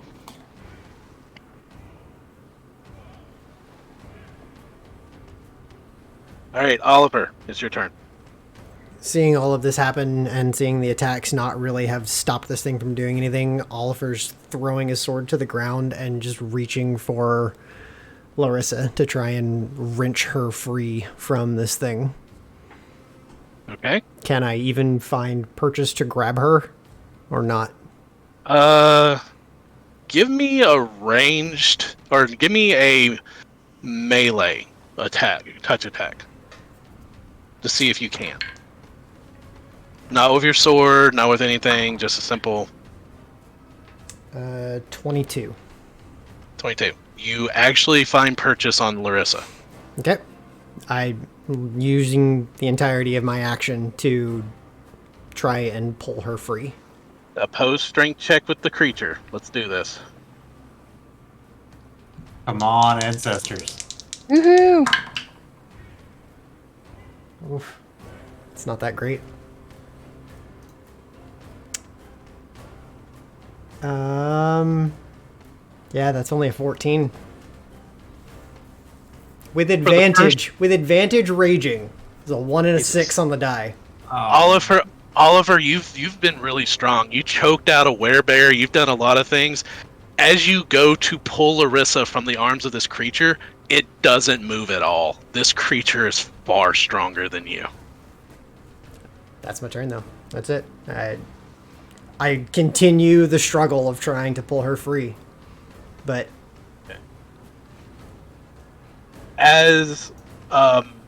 Okay. Next up, this creature flies forward and goes towards Killian with 2 attacks. It's fluttering of its wings in the rain. 1 misses, and the other is 16. Does a 16 hit you? Yes, it meets it. Okay. So you are going to take 10 points of piercing damage and give me a strength saving throw. Oh, so good at those. That's an 8. 8. Oof. Okay. It's... you And see for this... action, Okay. For the strength saving throw, because I said it too late for the attack. So I see you just like reach for the whatever, the claw or whatever, and try to grab it or stabilize yourself and just whiff. And so it rewinds and you try again. Okay. It's a 10. 10. It was better! You did better! Good job! Yay! This... So you proud of still fail. you! As this hollow proboscis sticks into your gut and you are grappled and impaled. Well, that's on its cute. tender. Oh, Delicious. And you He's slightly feel... he's slurping me, guys. Yeah. At the beginning of it, you start to feel a sucking noise as if you are being drained of your blood. Ugh. So, God. Okay. Noted. it ends its turn. You start hearing laughter come from up here as this individual watching... just measure this for... This individual, seeing what Killian just did with his Eldritch Blast, he laughs. He says, "Oh, that's cute. 2 can play about that game."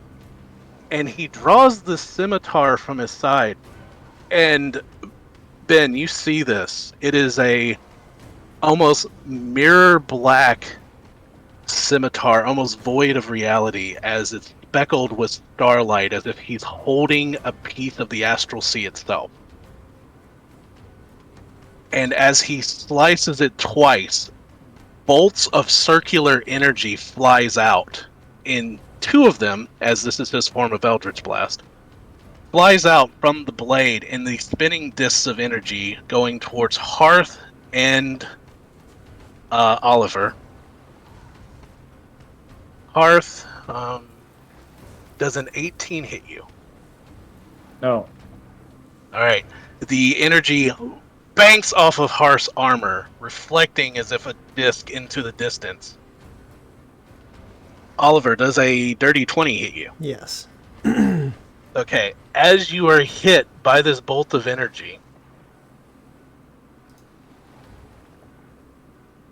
you take 2 points of damage, but you are pushed back 10 feet.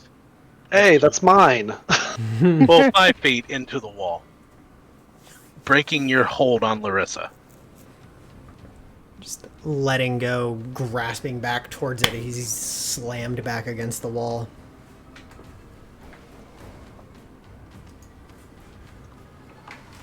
Killian. Since we're on the same initiative order, this time around, Killian, as you're being Slurped. slurped. That same green energy that's been running throughout Ben's theme, you start to see a line of sparks appear above you. And you look over away from your slurpage, and you see Ben going like this, and he looks at you and says, "Come on," and slaps a hand on your shoulder and drops it down. And this ring slides down over both of us, dimension dooring us on top of this parapet over here. Sweet. Nice. So you'll be I got you. right there with me. I'm like clutching at my chest, like because the thing was still in me a second ago. And I'm like, oh, okay. And just for funsies, that looked like it hurt. Wasn't pleasant. And as a bonus action, nada. That's going to be it for me. So, Killian, you're up. All right. Thank you. That was much needed. That changes some things. I'm gonna Eldritch Blast the creature below us now.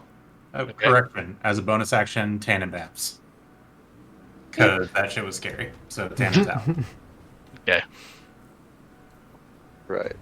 Let's see what Eldritch Blast does. So first one. This dice is tired. It's a 14. Does a 14 hit this big creature here? Does not. Yeah. Okay. Second one. All right. This dice is also being. Does not. Yeah. Cool. Man. Jesus Mhm. Christ. All right. So that ends both your turns. No, hang on. So as a bonus action, I'm going Cry. to. Yeah. No, that's my move. I'll spend my movement crying. Yeah.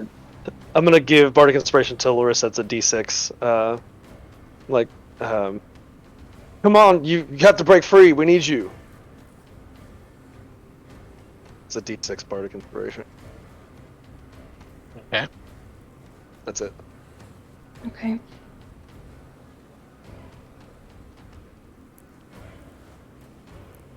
So, at the beginning of the Shambler's round, it's going to take the damage from the spiritual. Ben, end your turn. There you go. So, it's going to be a wisdom save.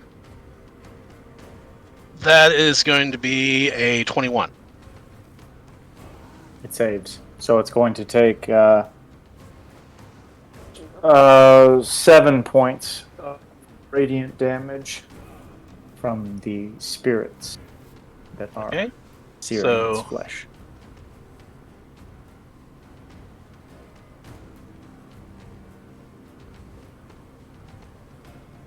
It takes the slashing damage, but you do see the wounds are still trying to close as it heals at the beginning of each round.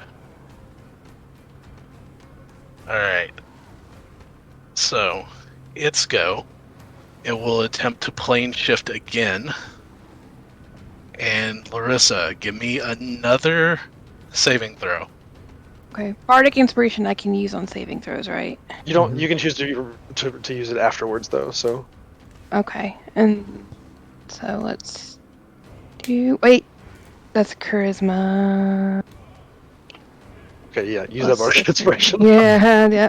And then I have the bond, so that's 21. Nice. You're Mhm. able to shake it yet again.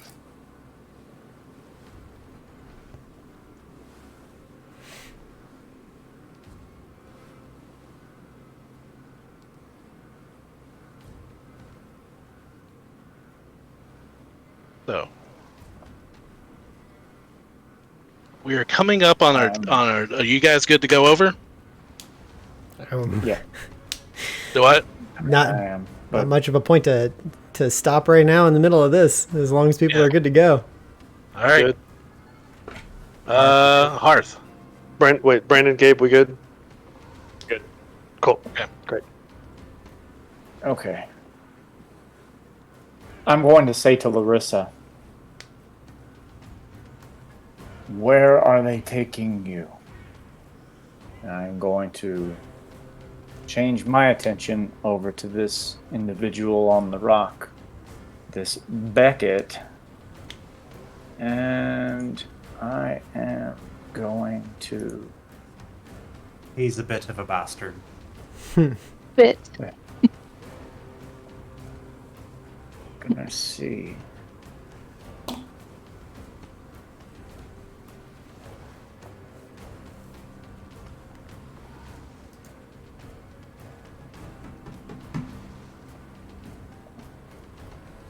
All right, I am going to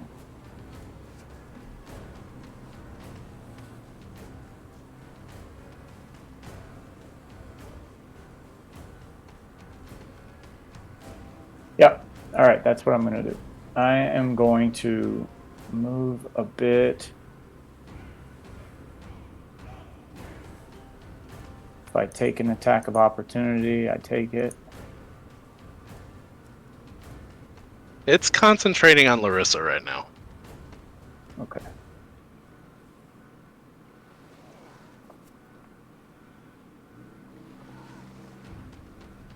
Yeah, it seems to not be of much use. So, I'm gonna stay. Yeah. Go right there. I'm going to use the same effect. Or no, I'm using a different one. I am going to bring energy out with my hands as I speak divine words. Is going to begin to coalesce around Beckett, and a shimmering orb begins to appear around him. And if he will make a dexterity saving throw, that would be lovely. What are you casting? Odaluke's Resilient Spear? Oh, yeah.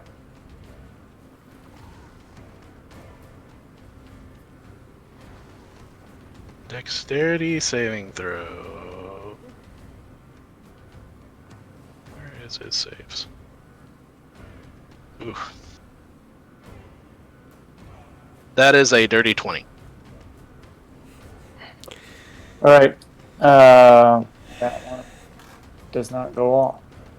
He just steps to the side, out of the bubble.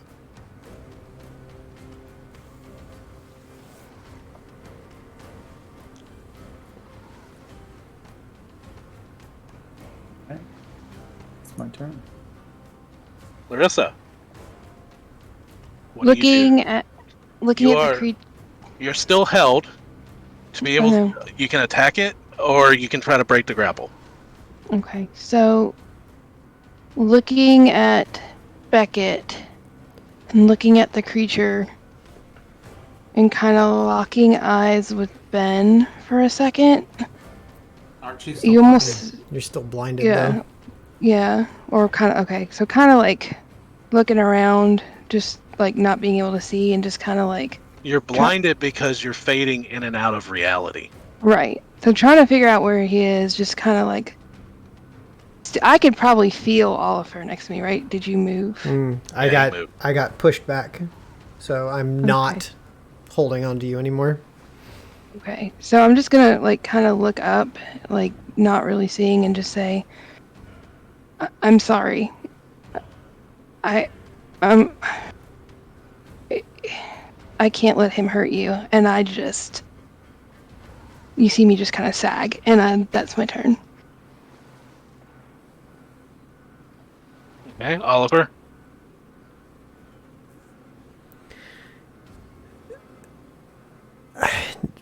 Not understanding the situation, not understanding what she is saying, I'm just gonna go back. No, you will stay. This cannot happen. And I will run forward and attempt the same thing to try and pull her back out. 21 for the attempt to actually make contact with her. You make contact. Opposed strength check. And this time a 21 strength check. 23. Man. Oof. He gets +5 to strength. I mean, so does Oliver, so. I get more than that total on my athletics, but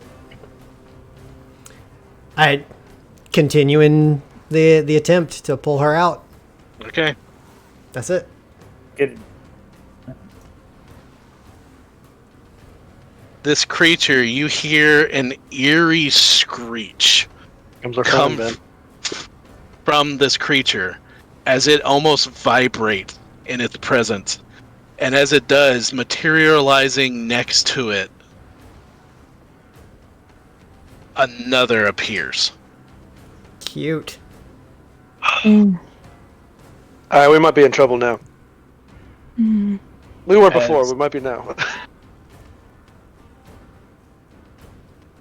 What is their flying speed? Fly 50 feet. Okay. Yep, this one flies and lands next to Ben. This one flies and lands just below Killian. Each of them taking their attacks. Well, nope, this one doesn't take an attack, it just moves because it used its action to summon its friend. So the one that appeared new goes to attack Killian. One's a natural 20, and one's definitely gonna miss. Wait, does a 14 hit you? No. Okay, one's a natural 20. Yo. Ben, is there any way you can stop it? That's what I'm looking. I think I'm not tapped. That's fine. Okay, so you're gonna take Well, 15 points of piercing damage and give me another strength check. go. Dice. Dice. Come on, saving throw. I dropped the dice. Sorry, 1 second. Get back over here. Here we go. You're over here! A 6.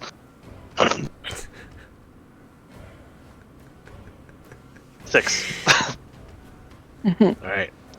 You feel another one of those proboscis stick into you from behind. Man, love this. So much fun.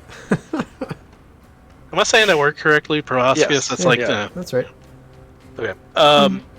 So, and that is... There go. Top of the round. Back to Beckett with his amazing initiative roll. He stands there. This glimmering black, void-like sword in his hands. In your head, Larissa, you hear Beckett's voice.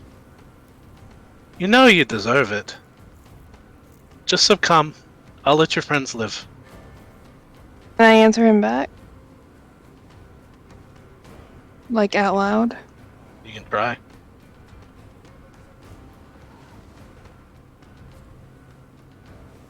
You're the last person who should say what one deserves. Oh.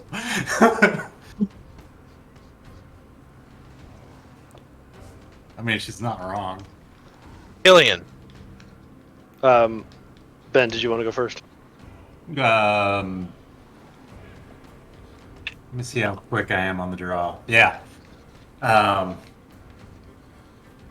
a little slow because I'm currently being slurped again. Yeah. As a bonus action, damn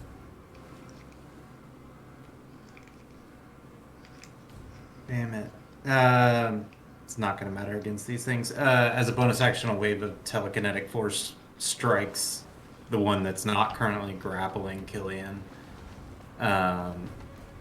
And I need a strength saving throw from him. Is this a psychic ability? Well, Yeah. like, is it gonna do psychic damage? Mm-mm. No, it just pushes them. It's just Okay. telekinesis. Okay. So, what's the save? Right. Yeah, it's a strength saving throw for them. 15. Just barely succeeds. So the wave of telekinetic force strikes it, and nothing happens. And I look over at Killian and say, "This is the last time I can do this." And the ring comes back down over us. However, we are 500 feet down the road. Wow, why? Oh. Because Ben panicked. We are Off the map. off the map. Fuck. All right. Okay, so appearing. Like like you just see horror on Ben's face. Yeah, and Killian reacts like it kind of instinctively out of anger. I'm like, what? No, why? And then I start like hauling ass back towards. Can I see where the ruin is? We're like it's Yeah. along the road. Yeah, you see it in the storm. So yeah, I'm like dead on sprint as far as I can and around, which is 60 feet. 60 feet. Yeah. Dribbling blood from your gut.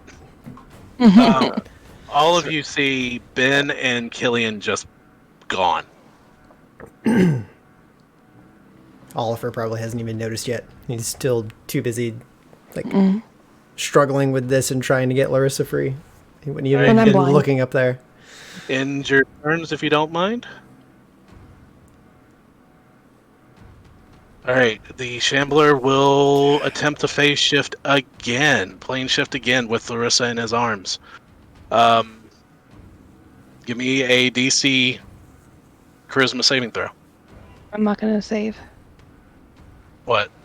I'm not gonna save. You're gonna just accept it willingly? After what Beckett said, I'm not gonna save. Okay. You willingly accept it as the creature begins to fade. Oliver, you tangibly feeling Larissa as your grip tightens, it goes through her as she fades from existence. And I I'm gonna try to scream two words before I vamp, and I'm gonna say, "Don't follow."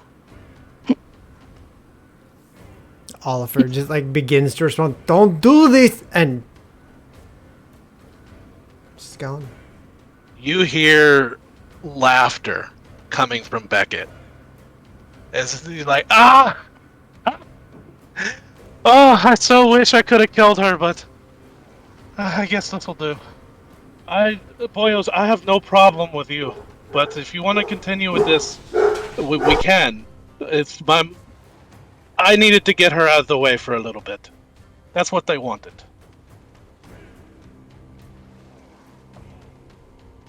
I'm gonna say, who is they? The one that holds my contract. But like I said, it's nothing personal against you. It was personal against her. Who holds your contract? As he reaches into his pocket, he pulls out a little whistle. And blowing on it, can't whistle right now. These two creatures stop. And you see them flutter over and land on either side of him.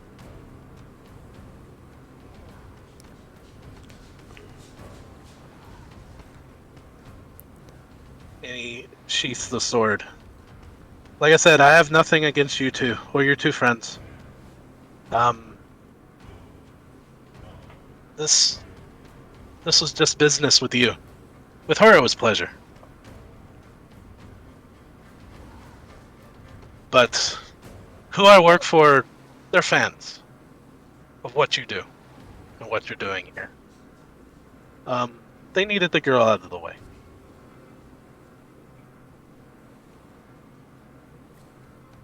So, keep it up. You're doing a good job. As he starts to climb on the back of one of these creatures.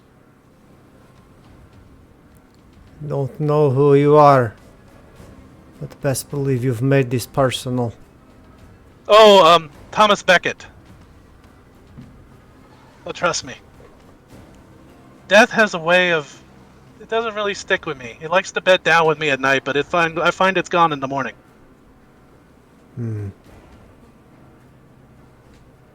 Jerk. Okay. But I'm sure we'll see each other again. And don't worry about who I work for. They're watching. And they'll get in contact with you when they need you.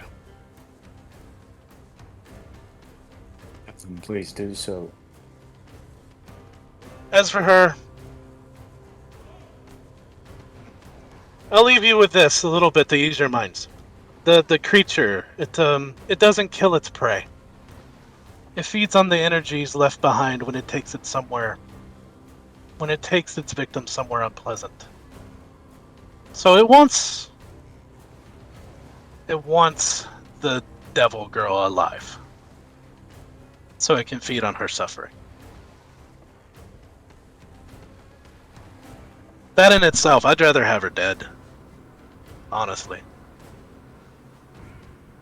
But, I think I can sleep better at night knowing this.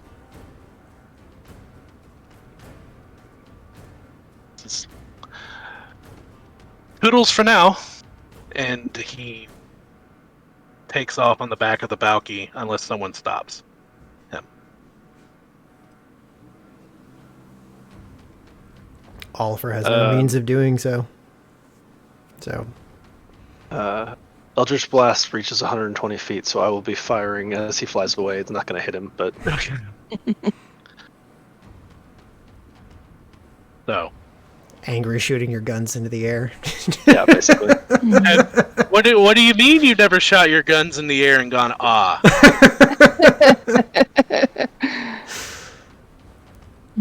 Oh, what a dick! So, Write a character out. We're gonna make it hard. with that, we will call it here. With Ben and Killian far away. Larissa, someplace you don't know. God. Put it back to the thing.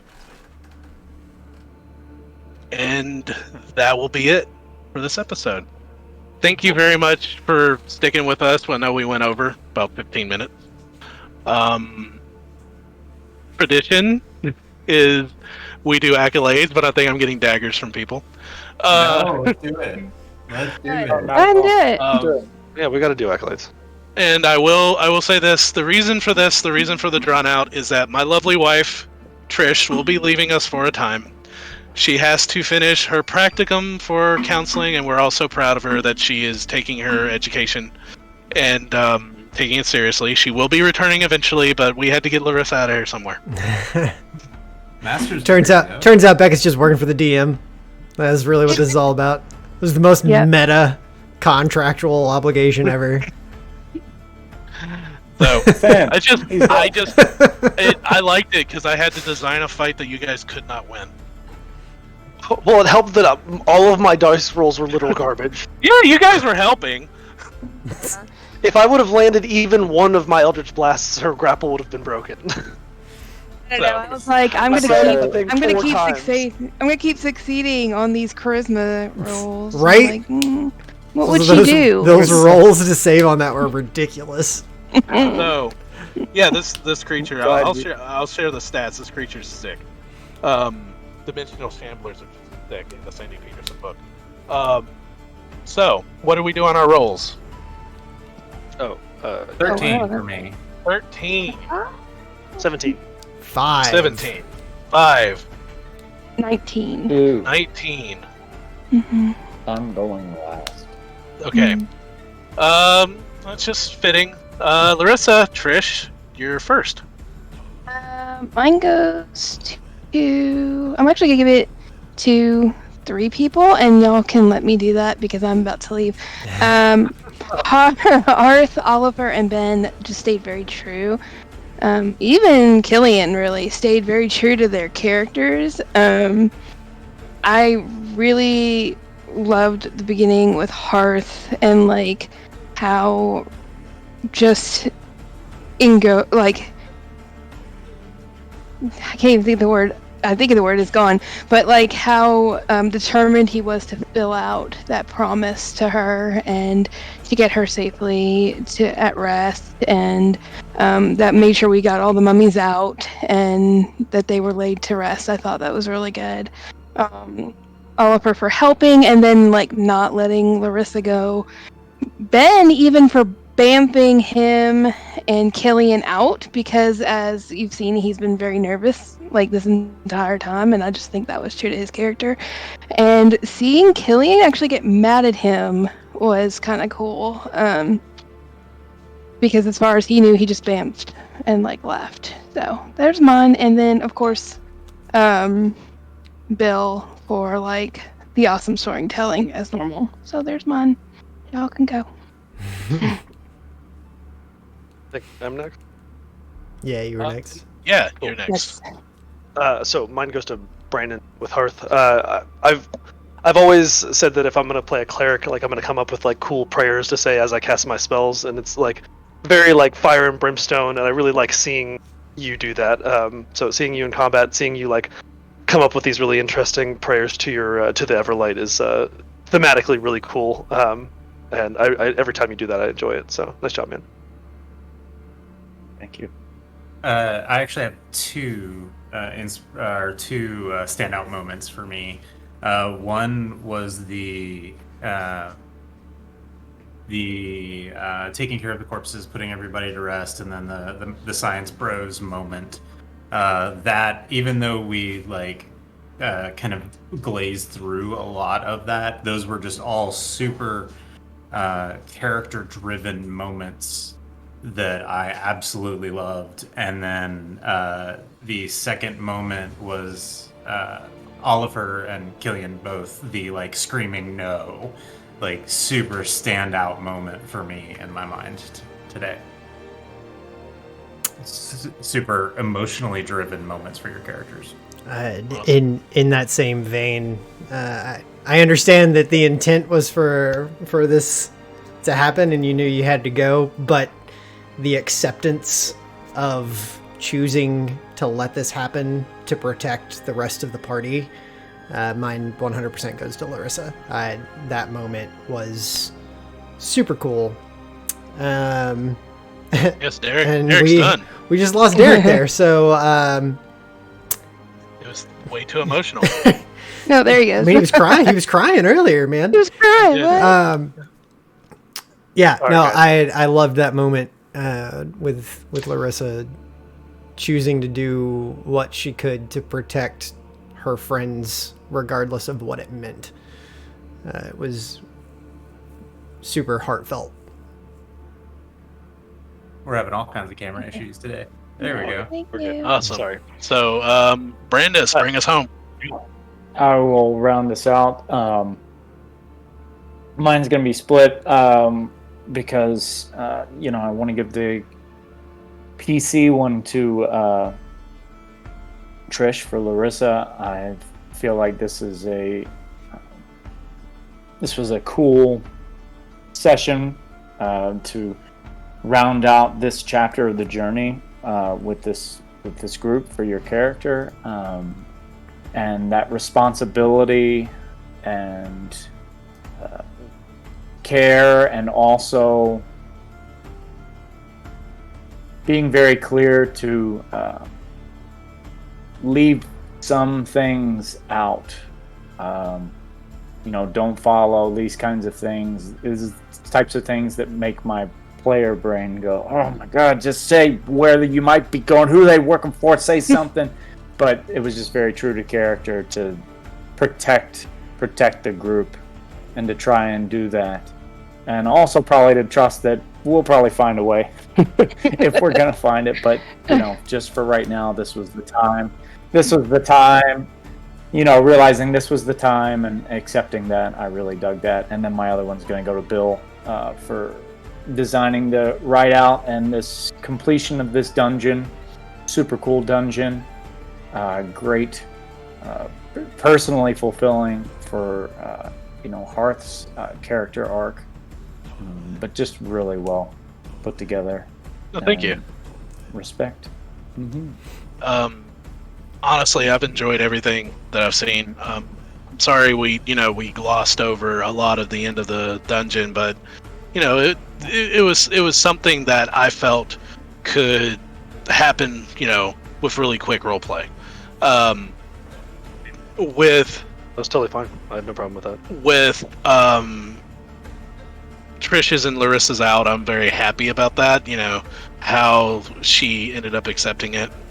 But the one part that stands out the most was honestly Ben panicking and trying to save Killian every single time he got stabbed with this proboscis, and the final one of him just bamfing like 500 feet away. With that happening, the dynamic that's going to shift within the party is amazing because Killian's now mad at him.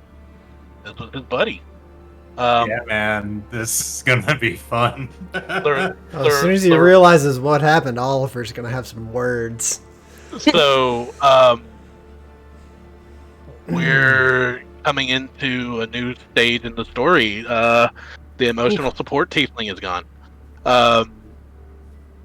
I will be watching you. I will be and watching multiple you when people I are- don't have clients. And multiple people are pissed off at him, and he's not going to have this emotional support tiefling to go to.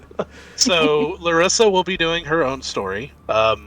It's something Trish and I have worked out. But it brings in new questions of who is Beckett working for? Who owns this contract? What is Beckett? I mean, I want to know, but that's only The jerk. But Beckett is. But it comes down to what's going on the island. How will the party stay together? These are interesting questions. Will Ben take Larissa's advice and pull the book out of the bag and read it? Mm-hmm. So my inspiration does go for Ben because giving inspiration to Larissa right now really would be pointless. Thank you. So that's it for today. Sorry we went over, but it was awesome. Thanks for those of you that are watching us later, or those of you that stuck with us this entire time. Be sure to catch Jacob and Gabriel later in the Dungeon Con games. What time was that again? It was at 7 p.m. Eastern Standard Time on the Astral Table YouTube channel. Grab that link real quick. We'll toss the link in chat. We'll also toss it up on our Twitter. Jacob, do you mind sharing that thing that you made that has all of our social media linked together? The link tree. Yeah, I'll put that out. I'm going to put that out on Twitter today as well. So it's got all the links that you can find here. We have all in one central spot for easy sharing. So if you like if you like what you saw, give us a like, give us a follow. If you absolutely hated what you saw, find our mailing address and write your complaints on a $100 bill and send it to us. We will gladly read them. So, thank you all very much for sticking with us. And as we like to say here, kindness is a free action. Make sure you love each other and take care of each other. Take care, everybody. Peace.